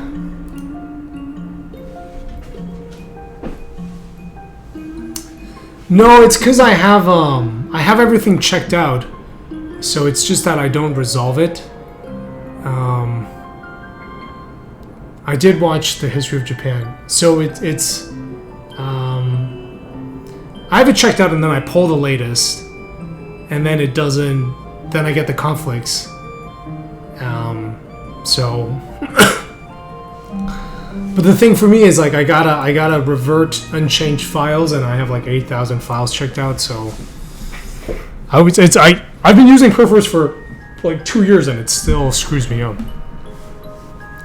Exams for the year in May. UK is weird with term dates. Yeah.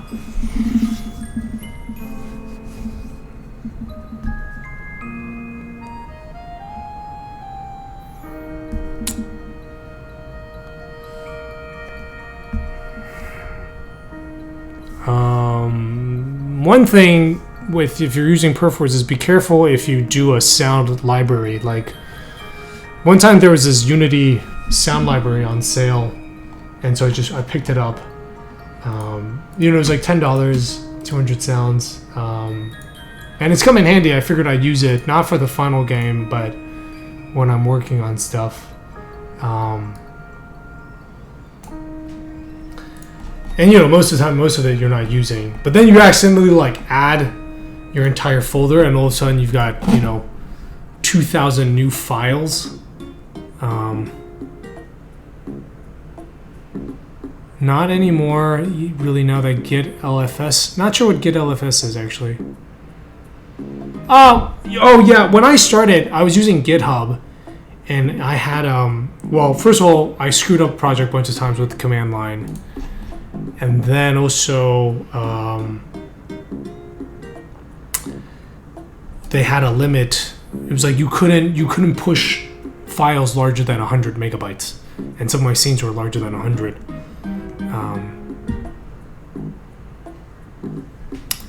But yeah, the reason why I went with Perforce is because a local Chicago developer, fellow indie dev, set it up. The server that we all use.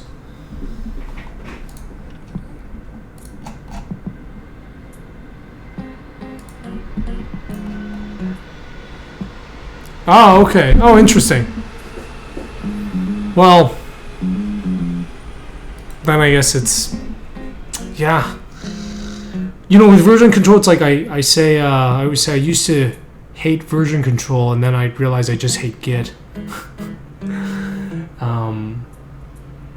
But I've been using Perforce, and I'm happy with it. I'm sure there are probably things that are better, but I don't really want to change now.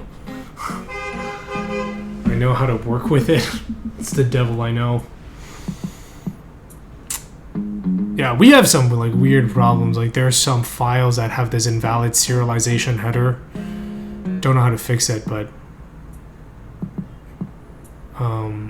like when Arthur joined, I had to just email a zip file containing some and I was like, just put this into your folder, just replace it manually.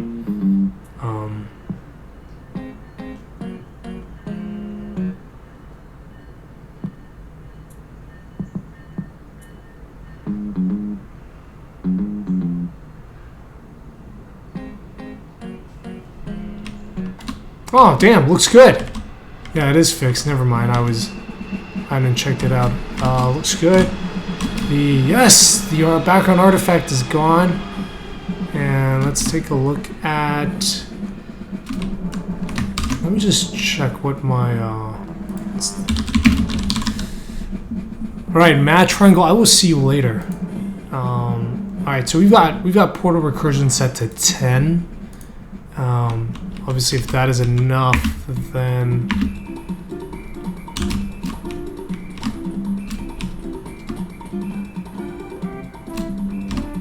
Oi! Okay, so that needs to get fixed, but... With 10, you can still see it. I wonder if I can get away with... I just realized I did not need to... Oh, might as well. I'm so used to stopping the game to make changes.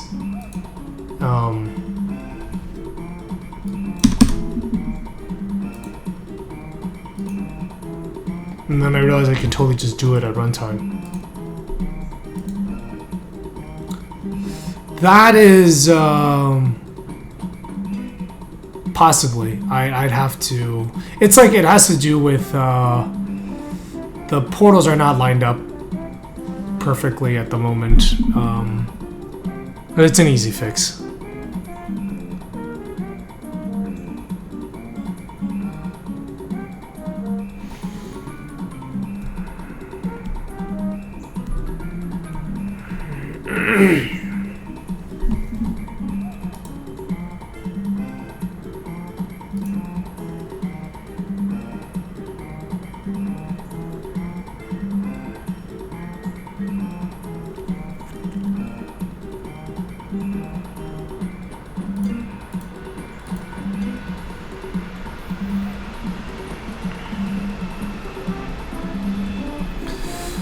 Any tips for potential game dev streamers? Actually, this might be. Hold on a second. Arthur, we gotta. I think there's a bug where it's. Is that catching? No, okay. Oh, I think it's, yeah. We are, I think we're drawing edges because these are two separate blocks. I think, this is interesting. I think it almost might be too sensitive. So like these two, that edge, those two edges shouldn't get drawn. Might be almost too sensitive. Like it's drawing them with adjacent. It's drawing the adjacent ones.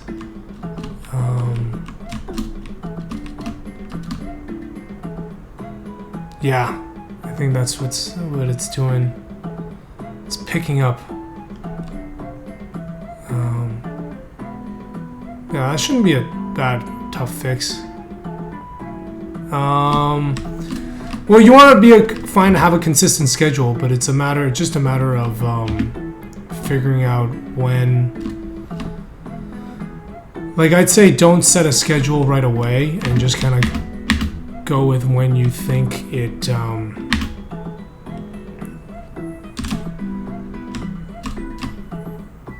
You know, when it feels natural for you to stream, and then use that to try to figure it out. Yeah, you know what, let's, I think 12. I think that's, it might, it's hard to, I think it might be in the normals. It's interesting, I'd have to look into it, I'll have to look into it some more to get the exact, but I think we can get away with 12.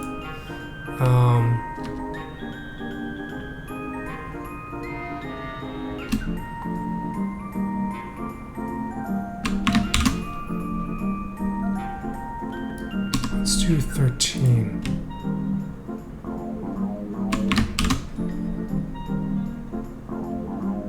Okay, you know, let's do 15 and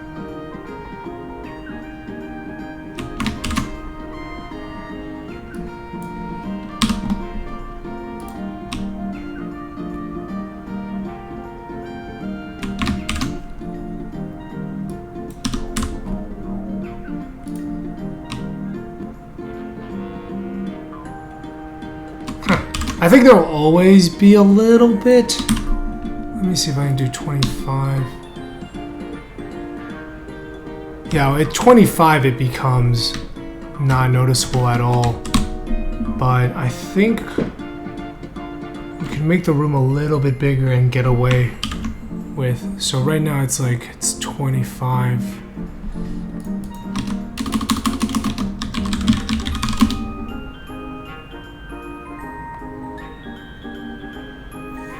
I think it's just the visual similarities, but yeah, I mean, it's a minimalist first-person puzzle game, and hello, Frankie Pixel Show. So,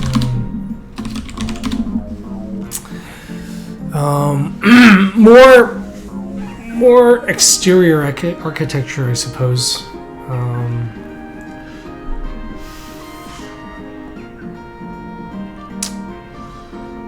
What about bending it up or down?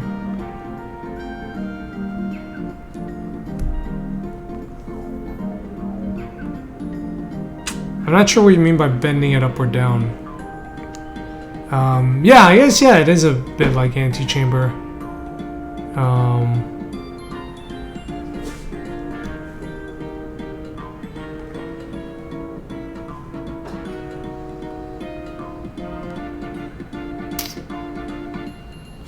Interesting. Yeah, it's more connected puzzles. It's a lot. I mean, the game is much bigger. I'm not really showing the best thing here, but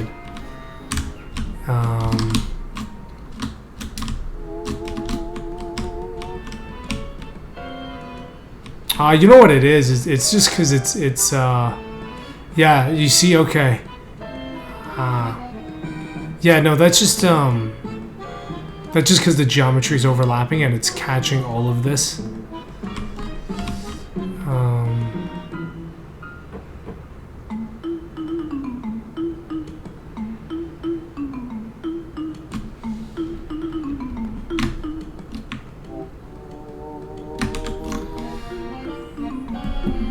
All right, see you later, Gruz. Okay, well, you know what? For now, let's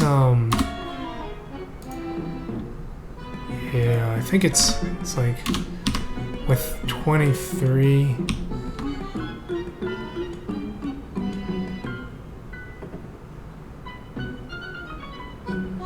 I can't see it. So we'll catch it. We'll leave it 23 for now. See.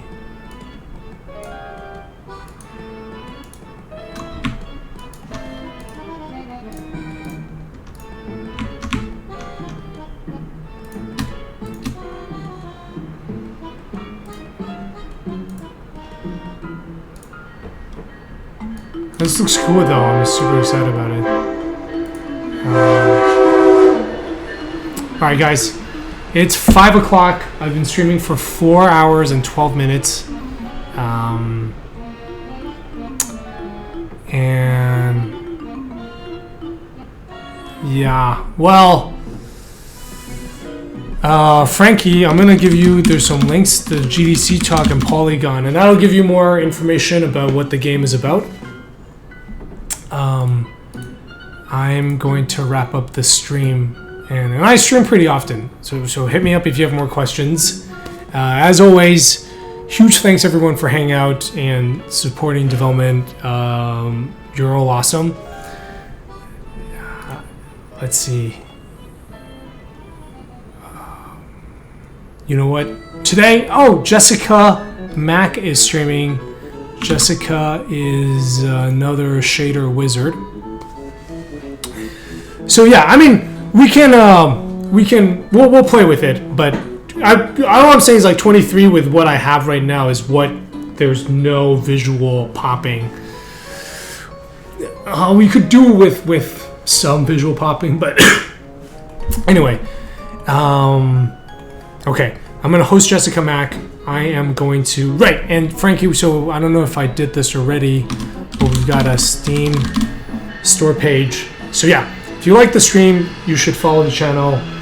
And let me talk a bit about what I've got left in terms of development. So one thing I've been doing at the end of every stream is I do like a producer talk, because I don't have a producer and production can kind of get out of hand. So we're in the final stretch of the game. We got all kind of the basic version of all the mechanics are in. Right now what I'm doing is I've got this map of the first half of the world that I'm connecting up.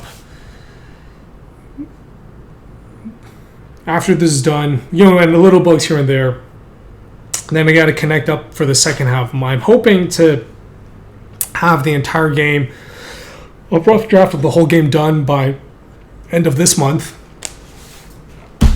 things we'll need to do next are get the game running on PlayStation 4 and send out the build and start getting people to play test it. Like not just looking for technical bugs, but also getting feedback on the puzzles and the levels and the pacing. Once we kind of like once you get like a good flow going there, I will start doing audio design. So we still need to do all the sound effects and all the music. And then, I guess there's an ending sequence which can happen alongside, but that's fairly easy. And then it's just shipping the game.